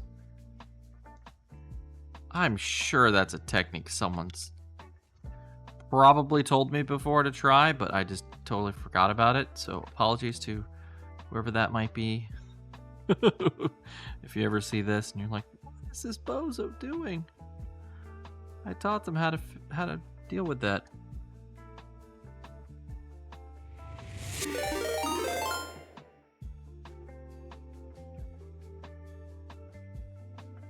Aw, Valde, thank you so much for the follow. Welcome into the collective. Standard issue nippers are in the second cabinet on the left. Welcome in.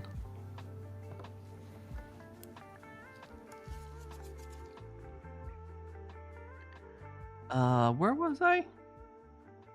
Oh, I was right here. Haha. No, here. Let's see. J2, L2. Let's go to these guys. So start with J2. So we're gonna need 17. That's it, 17. Which is this guy right by my finger. Oh no, we got an ad break coming up.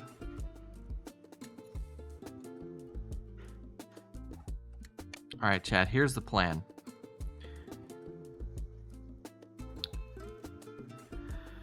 Before I put this away, I'm going to go ahead and cut out 13 as well.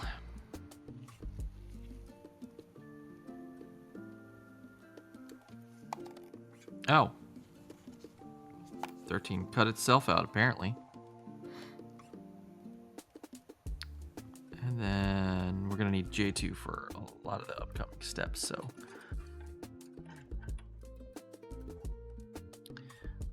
L2. We're gonna need the little door. So we're gonna go to break. We're gonna come back in about 3 minutes, right? But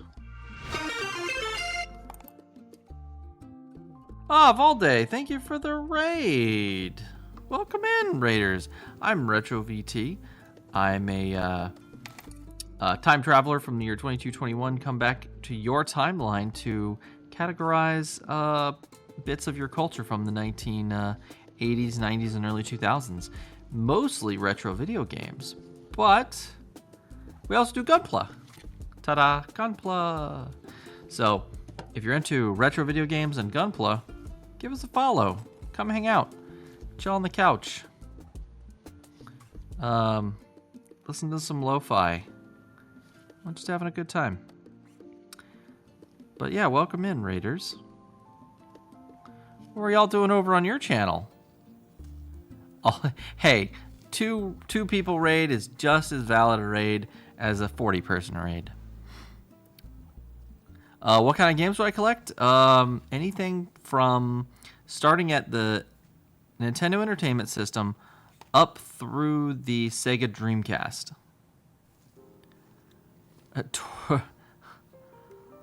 Is it Valdi? Is that how you say it? Valde? Valdi? It's your job to torture them.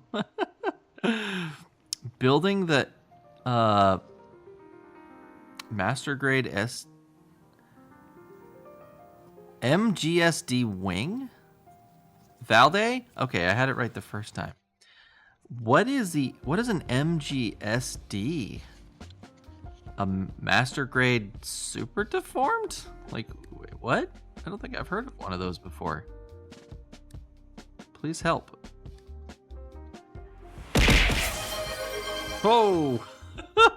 The bats! The bats are after me! Oh, sorry, my hands are kind of slow. I'm a little under the weather mentally. So I'm a little low energy. I apologize. But we're just chilling, listening to lo-fi and building a grandpa perfect grade. So, you know, it's all good.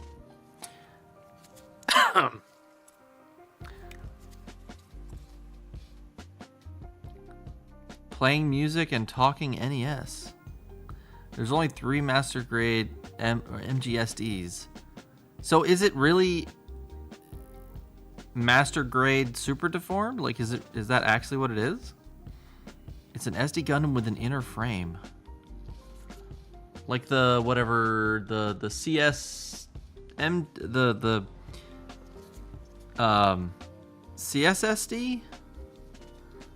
Like the because we built one of those on stream, and actually last time I kind of putz around with trying to get it the frame working, but the frame kind of janky. I don't really like that system. An SD Gundam with inner frame. I had to. I'm sorry. No, it's okay. But welcome in, Derpa. Killaby, everyone who came in with the raid. We're about to go. Actually, you know what? We only got 2 snoozes today. That's weird. But anyways, I'm gonna snooze that for a little bit. We'll keep working on this since we just got a raid, and we'll come back. You know, we'll do our break in a bit.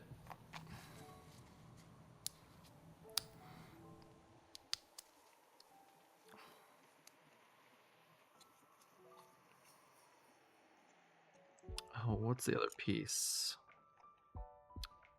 Number 2. How did I miss snipping that one out?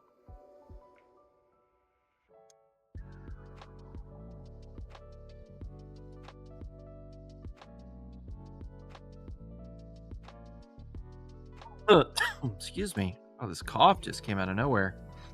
Well, it's not out of nowhere. I'm getting kind of some bad heartburn because I had lasagna for dinner, and I think it's it was like a frozen lasagna from Costco. Tasty, but very acidic. Very acidic. All right, this goes on our knee.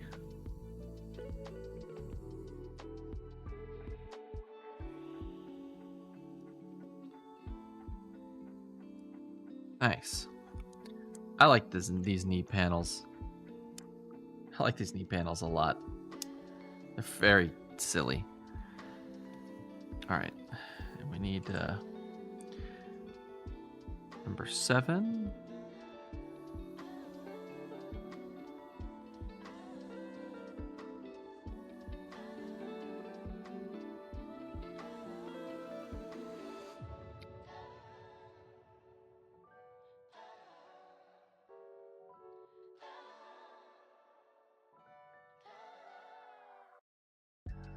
Yeah, it's MG but SD. And you love you some Castlevania? Yeah, Castlevania's the best. Poke me, Amber. You're welcome. Not sure what you're thankful for. I might have missed it. To answer the MDSD or MGSD, it's exactly as you said, master grade, super deformed. Interesting. Lasagna is delicious. Fun fact, when my girlfriend and I were first talking, she mentioned she could make it from scratch. Knew I had to scoop her up immediately. That's good.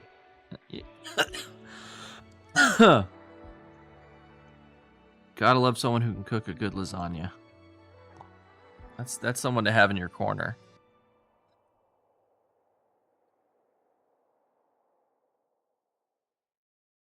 You have a model from Castlevania, Valde? Please, someone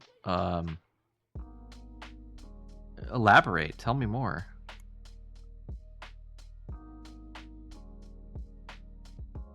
What is this model of? Is it a snap fit model? Is it like a resin kit? Is it aftermarket? Is it official? Is it a statue? Is it a miniature? Details. We need some details. Would you like to snooze the ad break when it hits 20 seconds? No, we're actually gonna hit the ad. We snoozed it once to give us an extra 5 minutes to chat for a few minutes. But yeah, let's go ahead and do the 3-minute break. So for those of you who are just joining us, we go ahead and sit out the break together and use that as an opportunity to go get some water, use the bathroom, grab a snack. When we're doing a big gaming session, we'll also generally, the second ad break of the night, we'll do like a 15-minute break. But since I've been late to streams recently and we haven't been really able to get a lot of streaming time in, I've tried to make up by skipping those 15-minute breaks, but we still stop for 3 minutes, just, so people don't have to watch the ads, and give them a chance to go do some other stuff. So, it's a resin bust of Alucard, and My hand? Painted by some crazy man and given to him as a gift. It's a 3D printed resin statue. Oh. That Master Tenchi. That's so I see how that. I see what you did there. That sounds awesome. I'll have to go check it out. But yeah, we'll be back in 3 minutes, chat. Be sure to go cuddle a pet, text a friend, call, go hug a loved one, and we'll be back in a minute. Don't go anywhere.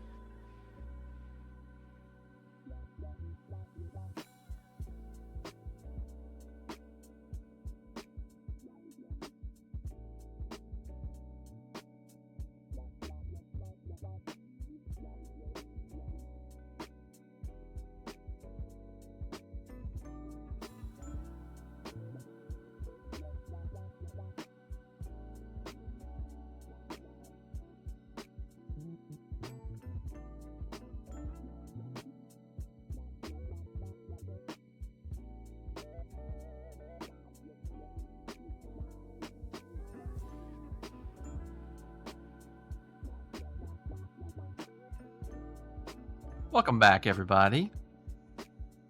Hope everyone's having a wonderful day or wonderful time. Oh, had a good break. I hope everyone had a good break. Oh my gosh. Oh, my brain is very quickly turning to jello. So let's get through this leg. Maybe we'll talk for a few minutes, and then I'm gonna wrap things up. I hope that's okay, chat.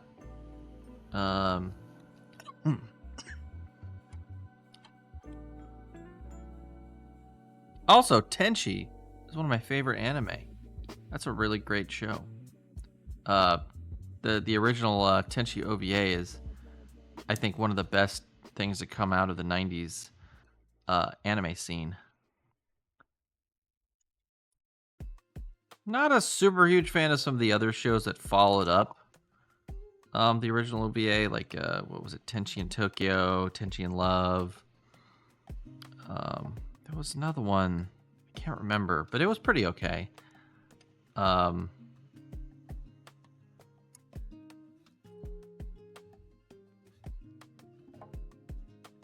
one more. I'm like blanking on what it was.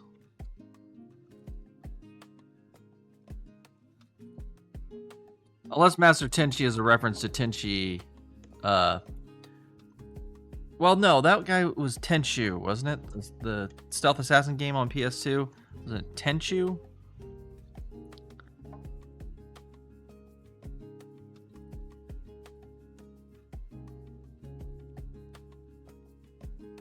No Need for Tenchi. Ah, thank you.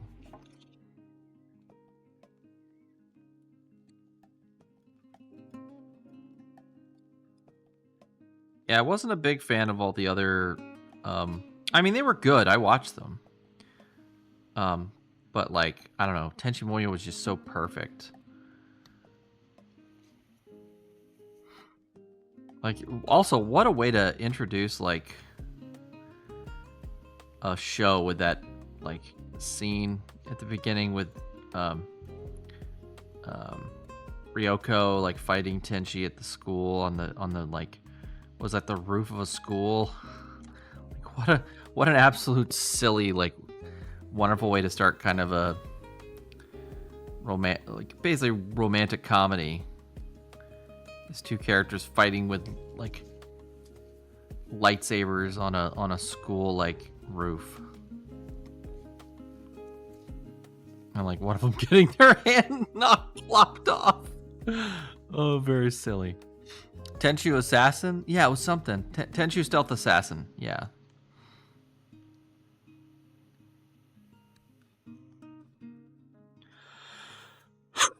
Tenchu Stealth Assassin was a real fun game. It was sort of like, I don't know, no, I cut too... Oh, I hate these circular ones. I totally gouged it. Oh, man.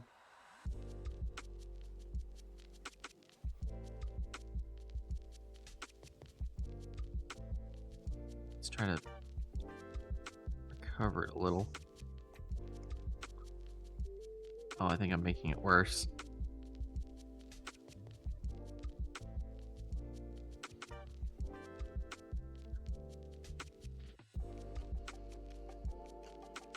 You know what? I'm just gonna move on, because I'm only gonna make it worse.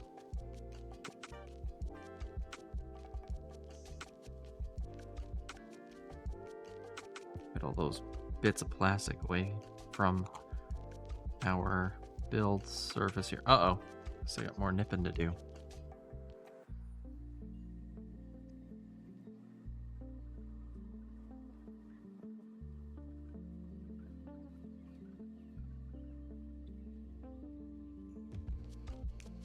Oh, there was wasn't there also Ryooki was a series name, right?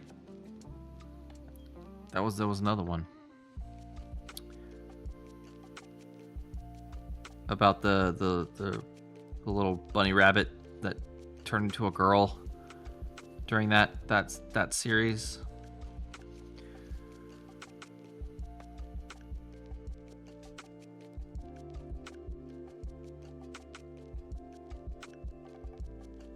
It's Tenchi Muyo, with my name being specifically translated Tenchi equal of heaven and earth, so Master Tenchi.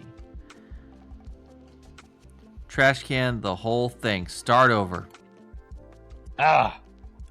In the trash it goes. Buying a new kit. BRB. I'm just kidding. That'll be fine. Oh yeah, it was also the ship too. I forgot. Yeah, the cat turned into a ship. It's like a cat bunny rabbit cat. That was weird. That was a weird one.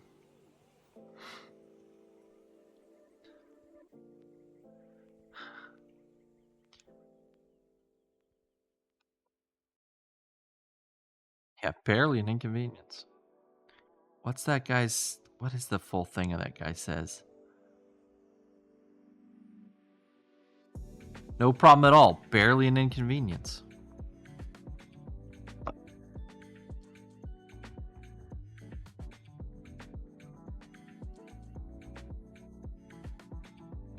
Let's start fitting our parts on. Got them upside down.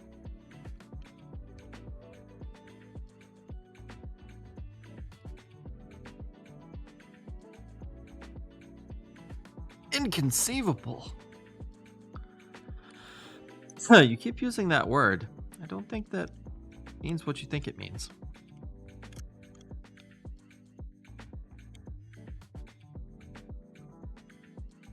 I need to quote The Princess Bride more often. Just in life in general. Not for on stream, but just in my life. I just need to quote that movie. It's a very quotable movie. Very fun movie.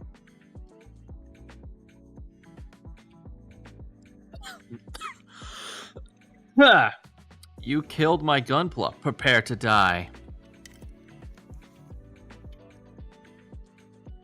I'm looking for a VTuber with 5 fingers on his left hand. Wait, was it the left hand or the right hand?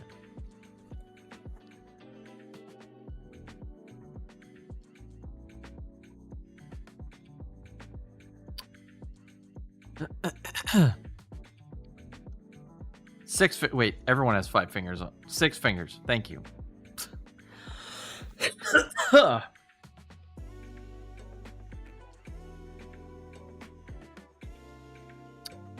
Oh.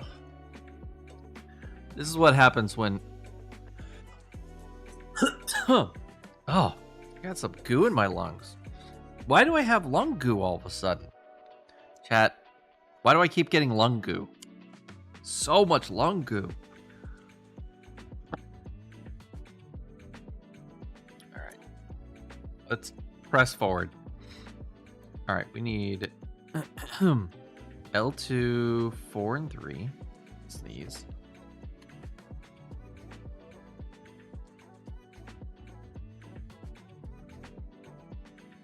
Our little pop-out panels.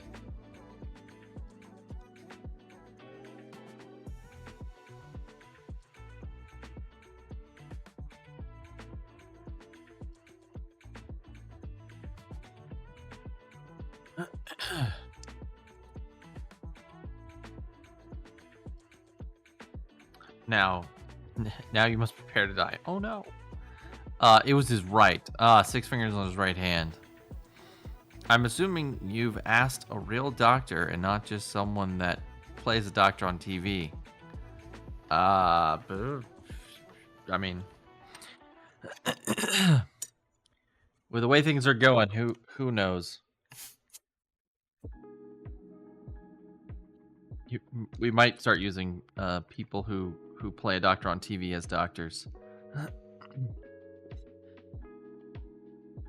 I'm not putting anything past anybody at this point. This timeline is weird, y'all. This is a very strange timeline.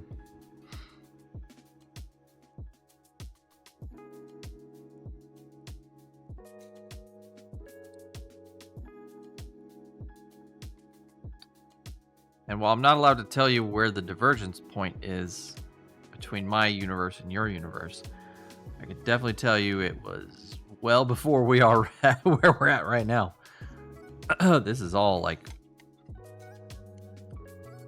uncharted territory for me.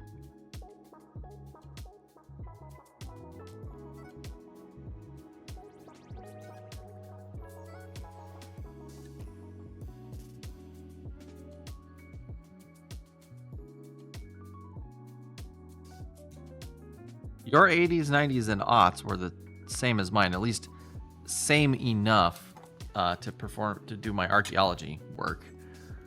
But yeah, this is a wild timeline y'all are on. My condolences.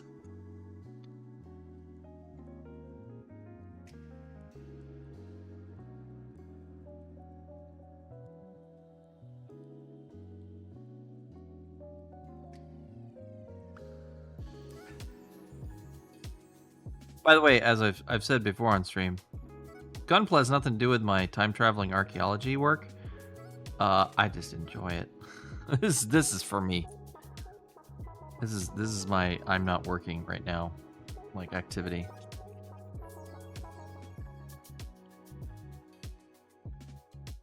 Not to be confused with my job I was complaining about earlier. There's sorry, we slip in and out of lore sometimes without warning. I apologize. I am the most professional VTuber on the planet.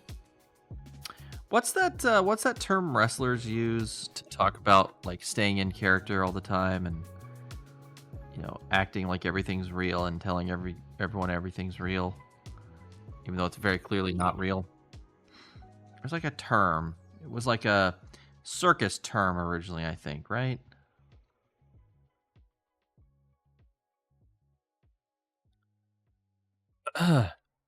Lost in a sea of cheese. Nice. Oh man, burritos sound really good right now.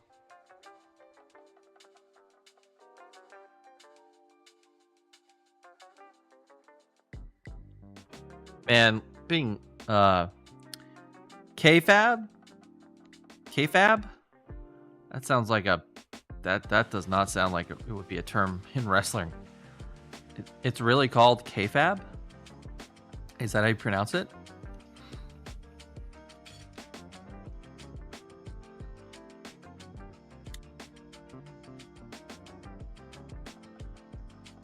It's called K-Fab.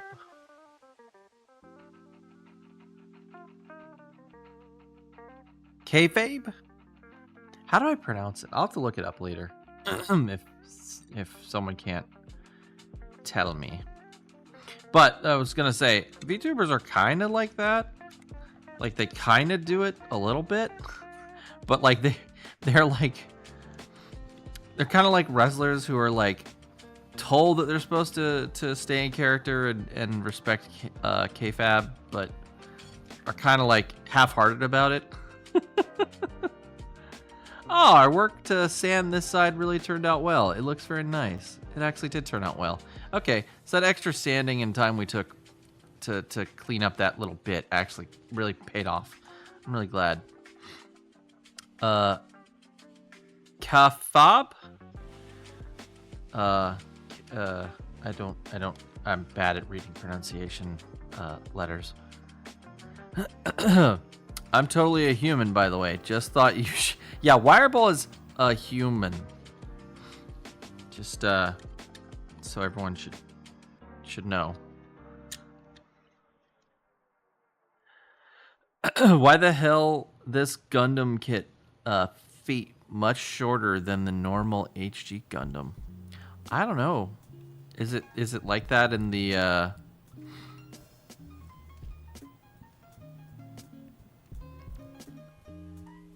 So what is the A with the line above it? Is that a hard A or is it a soft A?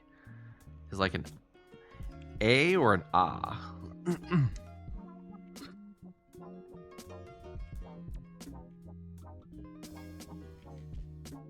Also, we had way less trouble with those pieces on this leg, which is nice. Gave us kind of a bit of a run for our money on the other side.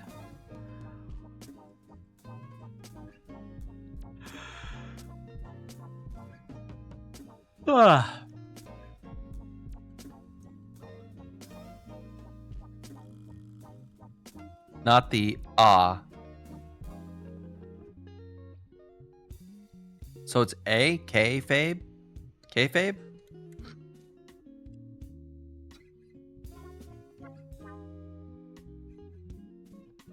This kit bashed on Gundam Yokohama. K-Fabe. Neat. We're learning today, chat. Who says you can't get educated on the internet?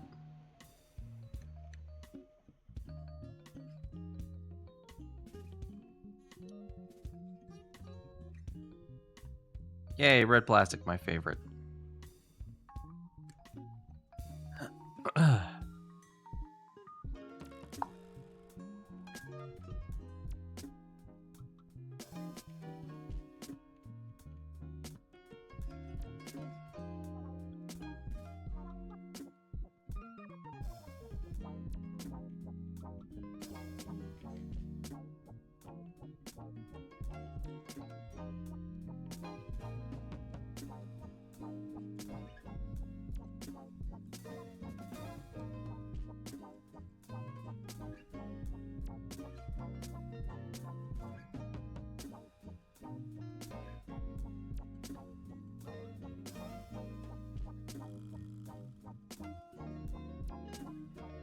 Let's see, we need 16,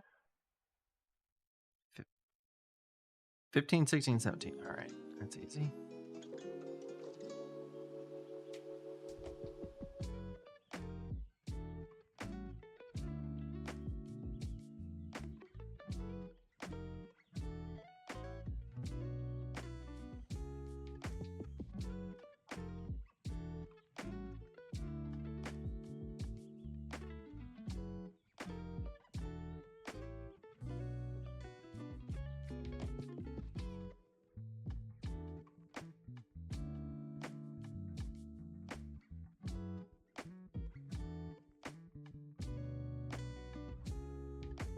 I'm being a little lazy with these foot parts.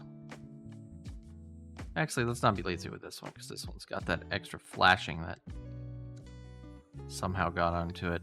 So let's take a little extra time with it.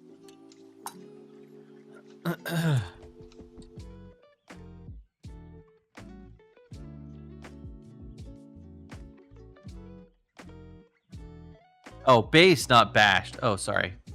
I'm used to kit and bashing going together as words. Apologies.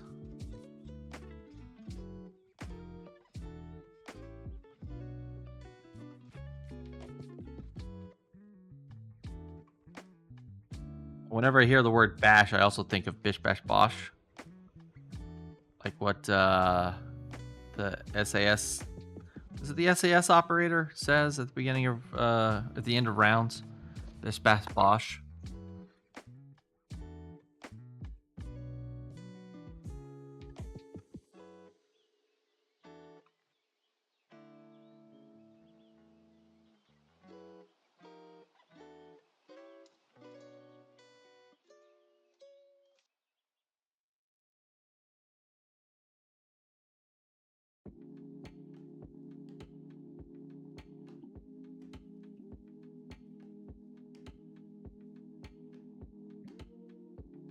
I haven't played CS2 in so long. I was actually hanging out with some CS2 streamers the other day, and I was telling them, like, I used to love that game. It used to be something I would play with my friends when I was off stream, when I wasn't streaming, and just the level of hacking in that game, it just made it unfun to play, even casually. Which is a real shame. It was a real fun game. I know it's still super popular with people, but I couldn't do it anymore. I had to give it up.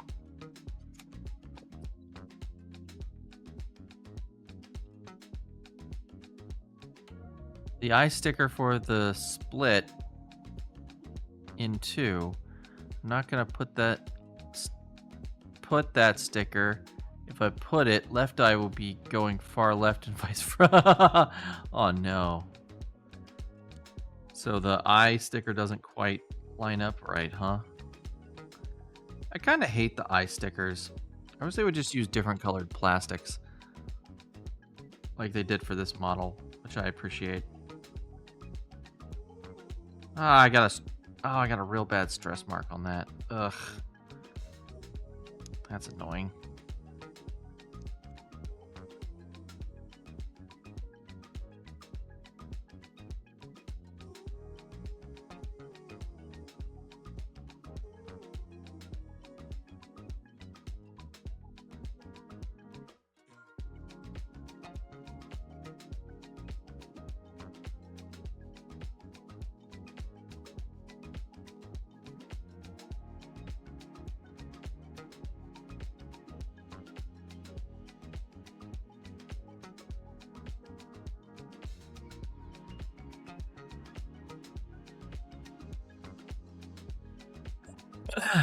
All right, is that all the parts cleaned up? Okay, we can put them together. All right, so we need to put this guy into this guy.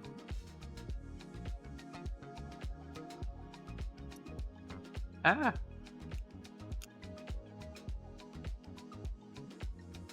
And make it fit on the tip of the toe.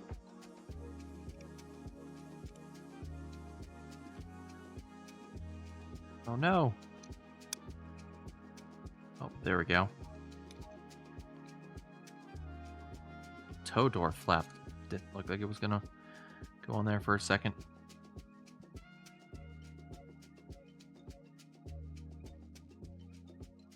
Why did I take this piece out for... We're like not even close to that step. Oh man, my brain is turning to putty right before our eyes. I missed an... Oh, I was just stuck on there.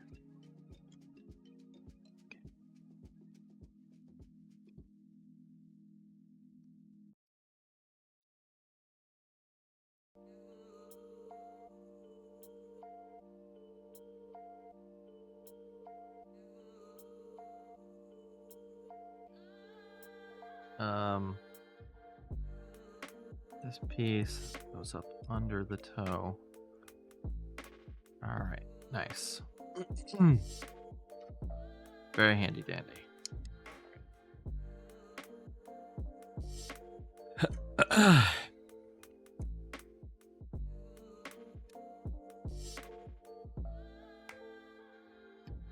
Hacking is one of the reasons I held off on buying GTA 5 until it was on deep sale.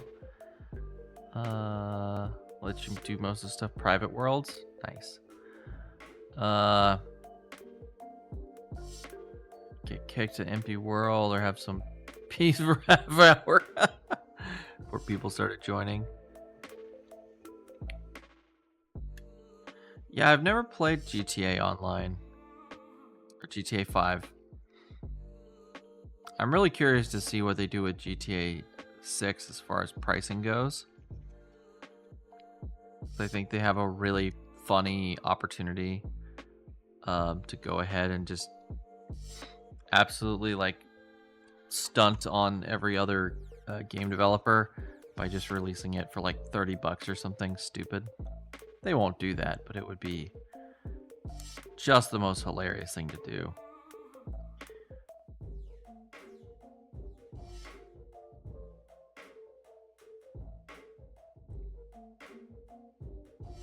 Just an absolute laugh riot.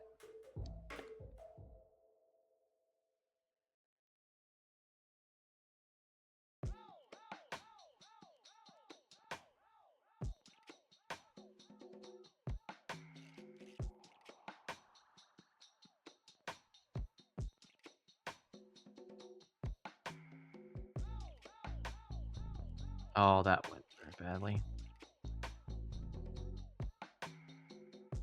My nipping skills are also quickly fading as we are getting deeper into the night.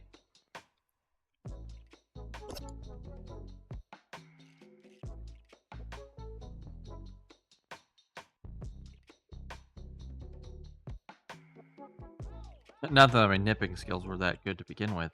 Right, I got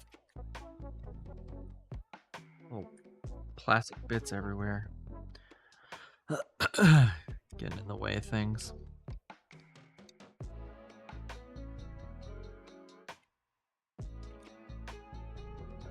Luckily, we're almost done with the foot. Or not the foot, the leg, and we can wrap up for the night.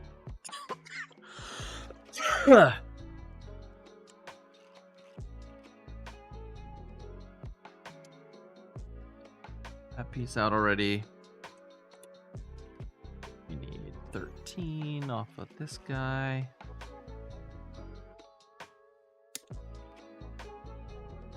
The one with gigantic gates.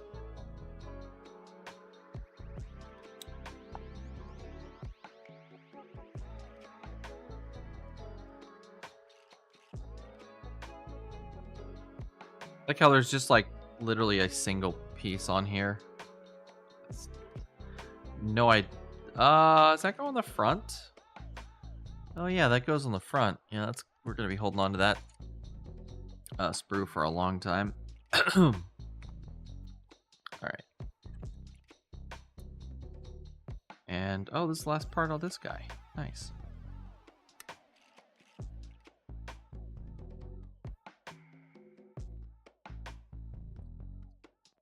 Shoulder toss. Into the dead sprue pile.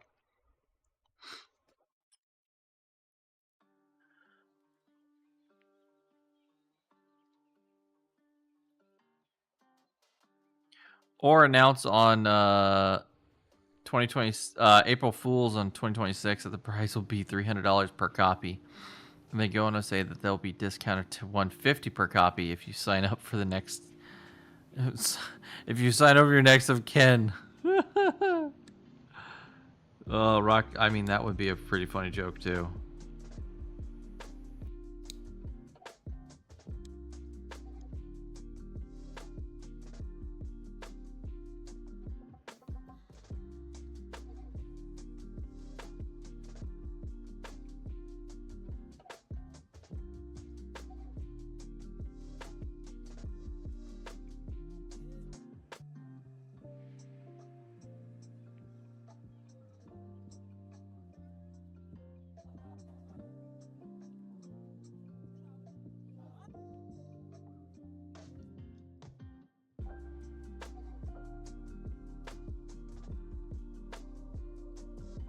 You know what? I've always wondered, like, why the video game industry gets away with like price collusion.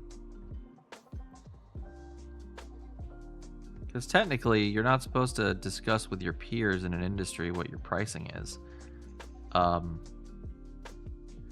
As like if it's not like I mean, you can discuss your pricing, but you can't do things like plan what the pricing's going to be like across the market, you know.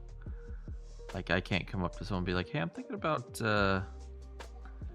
raising my prices. I think you should raise your prices too, because we'll both, you know, make more money that way, and the, you know, consumers will have to, you know, won't really have a choice but to eat the price hikes, you know, stuff like that. Like that's illegal, but the video games industry does that all the time.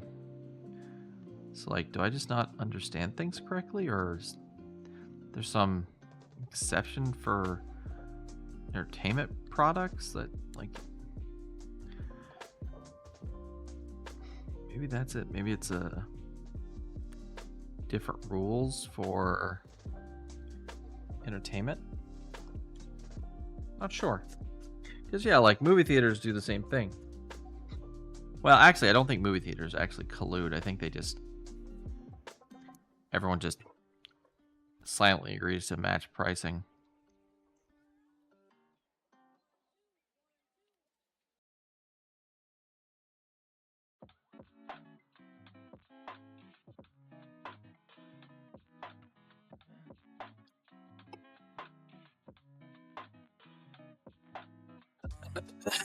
All right, so first we have to put this guy in.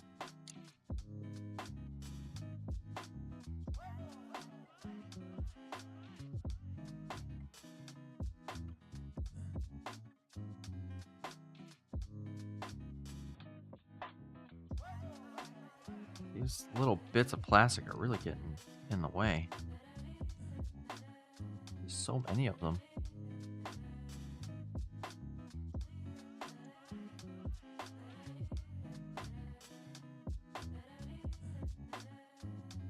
That's the wrong leg. Also, I think we missed something. And there's supposed to be something here? It looks like something should fit there.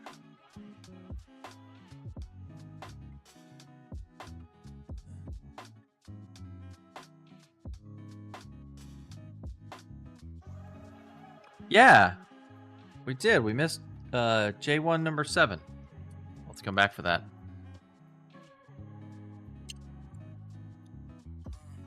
Yeah, that's how tired I am. I'm over here like trying to put the same part on the same location like 2 times. All right.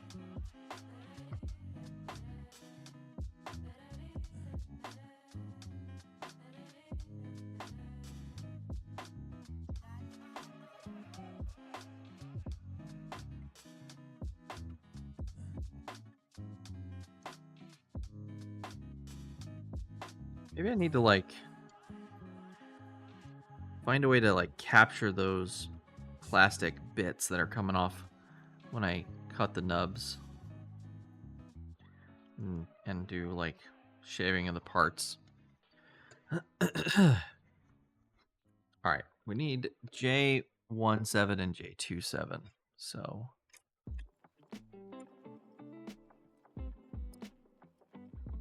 there's that one.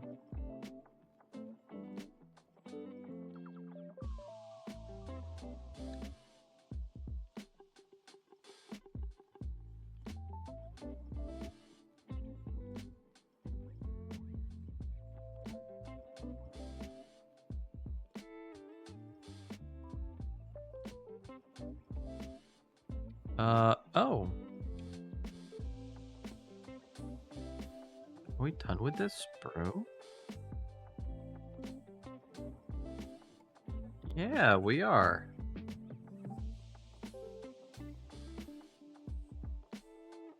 Think. Huh. Did we have the throwaway icon and not notice it?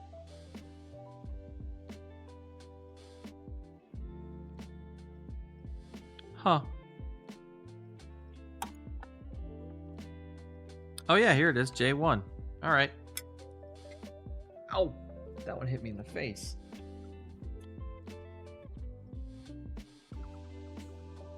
All right. Oh.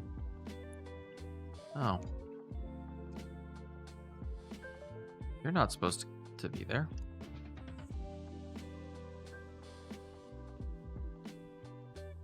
You need to go back in place.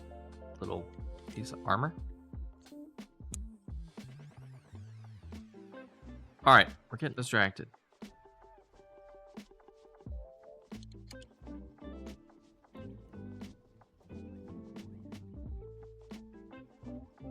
There we go. Get that little heel cover on there. Gotta do the same over here. Actually, that one went over there, but they're identical parts, so I don't think it mattered. And we need this other cover here.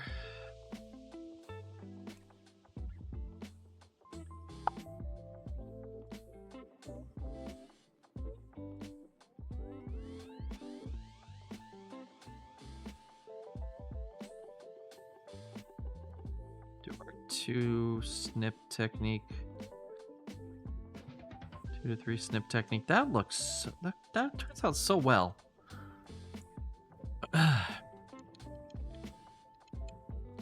There you are. Nice. Looking good. All right, so I got the front of this one to do. So we did that. Now we gotta do the. Oh no, we skipped. Oh yeah, we did. We skipped a step. Oh, Chad, I'm losing it. I'm fading fast. Like missing steps and parts.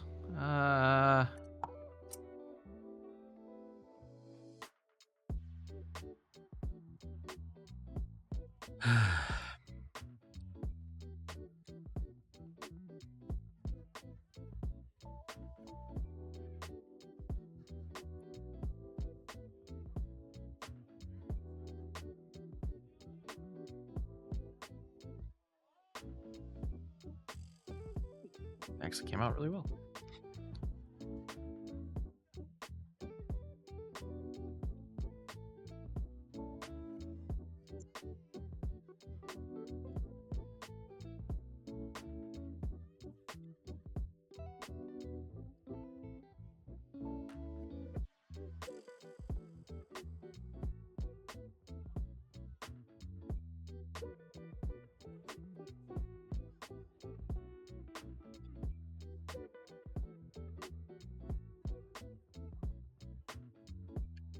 Are you kidding me? Come on.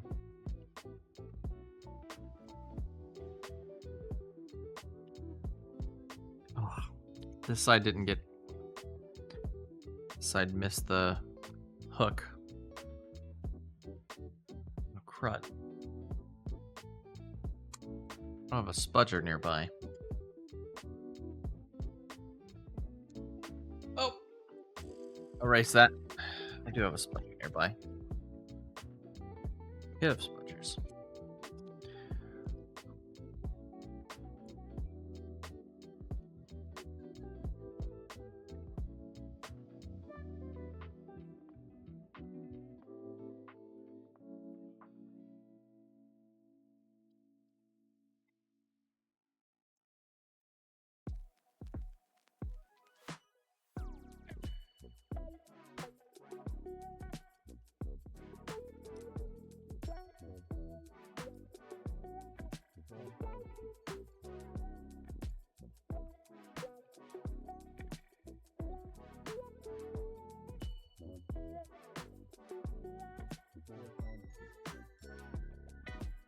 There we go. Got it.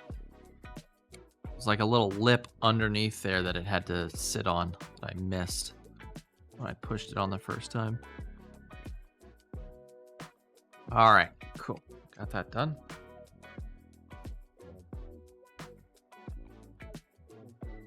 Ooh.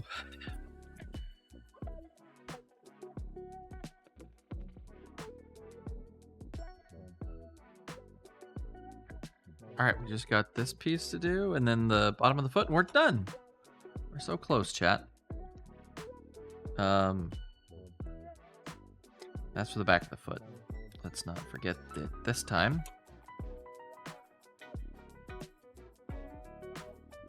Go ahead and get it out now.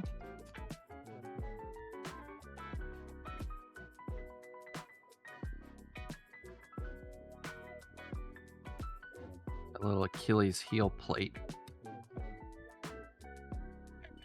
Oh, need these guys. Let me get these both out.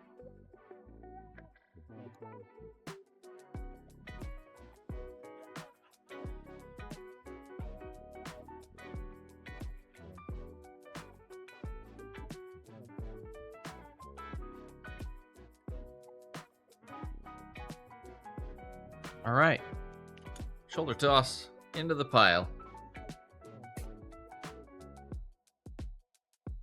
All right, and we need this piece here and another one for the pile.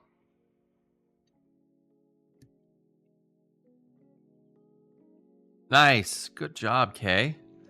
Are you like racing me here? Well, you said that kit was a high grade though, right? That you got today? Whoop, out of here. One more for the pile.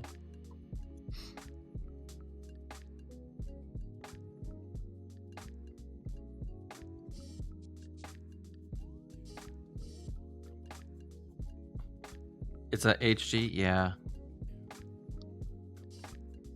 I feel like this perfect grade is like 12 high grades all like piled together. I love the history, by the way, of the term high grade, because you're like, oh, these aren't very high quality compared to like real grade and master grade and you know, perfect grade.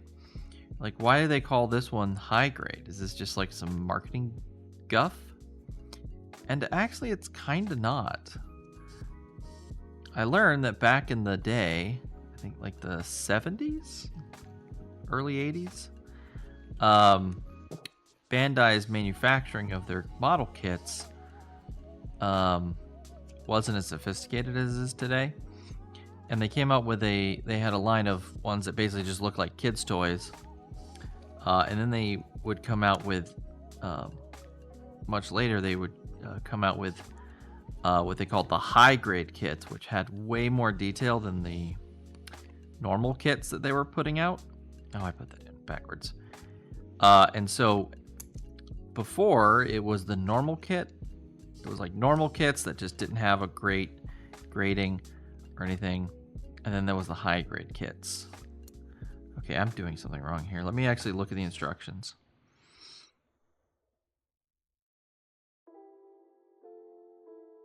And so later they developed the other lines, like the real grade and the master grade and the perfect grade. And they slowly phased, or not slowly, I think they pretty quickly phased out the normal ones and just kind of made the high grade the normal ones. So basically they're saying like all of our kits are of high grade or better. Like these aren't normal model kits. These are high grade model kits or better. And I like that. I think that's kind of cool because I mean, if you look at a high grade model kit, it's actually really nice. I mean, there's like high grade kits aren't shabby. I mean, they're definitely not as intricate in detail as like a real grade or something, but like they're still pretty nice. Especially the newer ones. The newer ones are really, really nice. But even like if we look at my high grade Sazabi that I'm gonna paint gold.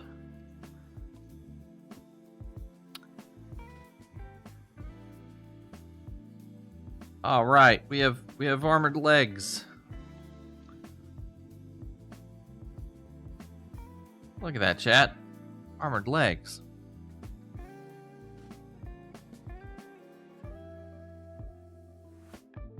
But yeah, like this is a high grade kit.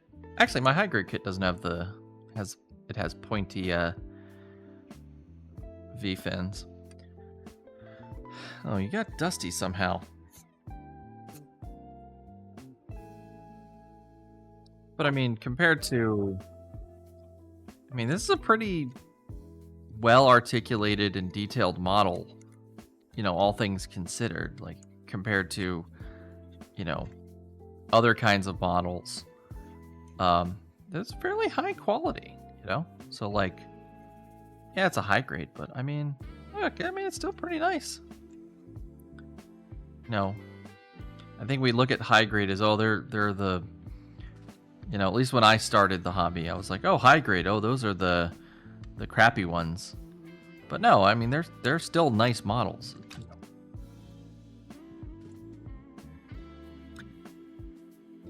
Although, still have problem with joints staying together. But I think that's just that's a known issue with most of these kinds of models. I think that's not a high grade issue.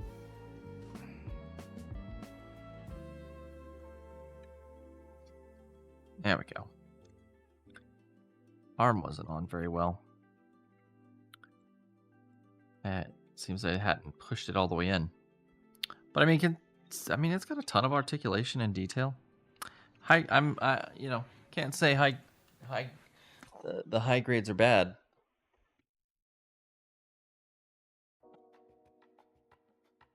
They're just not as good as something like a real grade. But I mean, this perfect grade takes it like to a whole new level. Like, look at this silly thing. With all these little like moving panel parts and like it's so ridiculous. Like, look at this, chat. It's so absolutely insane. Like, why is this a thing?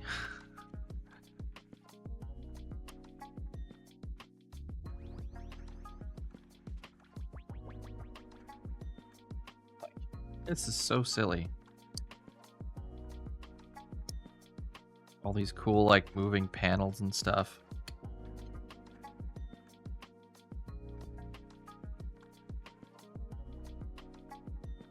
Like, this is absolutely ridiculous.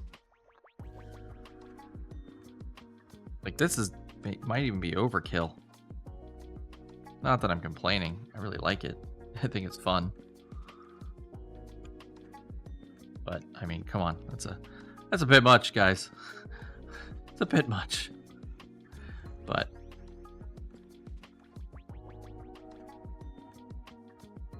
put that here in the center of the board for a nice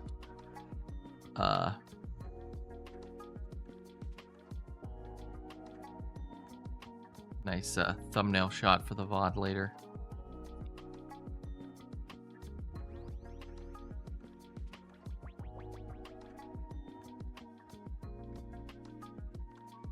Oh yeah, the perfect grades are definitely an over-engineered kit. I agree. High quality hence the name high grade.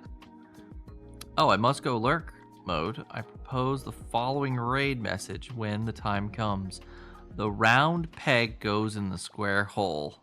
That's nice. That's a good raid message.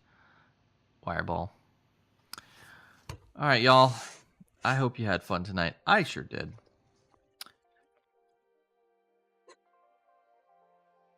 Let's switch to our end screen.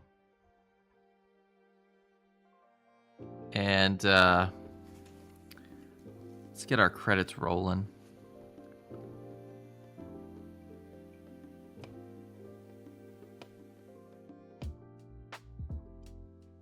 Probably gotta log back in again. Yep, of course I do.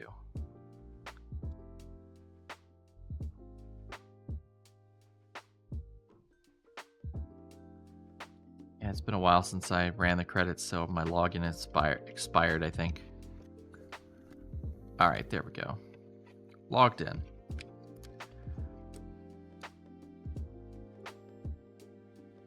Where are you? Credits button? Ah, there it is.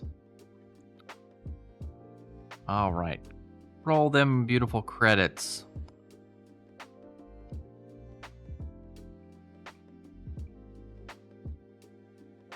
All right. Thank you so much, everyone, for coming. Thanks, Valde, for the follow, joining the collective, and giving us a fun raid to meet some new people who are into Gunpla and retro games and weird anime like Tenchi Muyo. It was a lot of fun hanging out with y'all. I really appreciate it. And I hope y'all had a lot of fun too. And hopefully we'll see you again next time. But let's get rated out to the next person. The round peg goes in the round hole. I like that raid message. I'm going to use it. Oh, I got plastic bits all over my keyboard. Get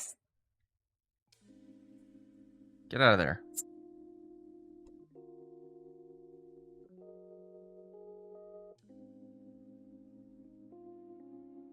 A Vunger assemble? A Vunger? Have a great night. Hope you feel better. Thank you so much. Oh, I second this. Thank you, Wireball. Oh, and also, huge thanks to our moderator team. Wireball and Sparky Dinka. Y'all are the best. Thank you so much for helping keep me on track and out of trouble. Let's pick our raid victim. Who am I following and who's doing cool stuff?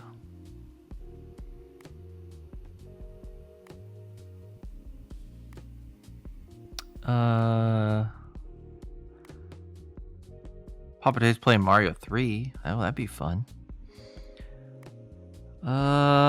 AS looks like they're playing Mario Kart.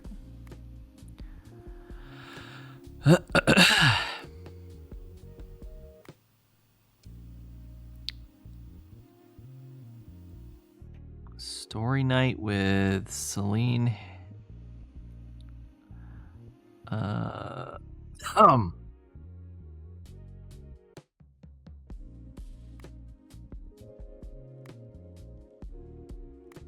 Bumblebee. Oh, so many people we follow on online right now. Hard to choose.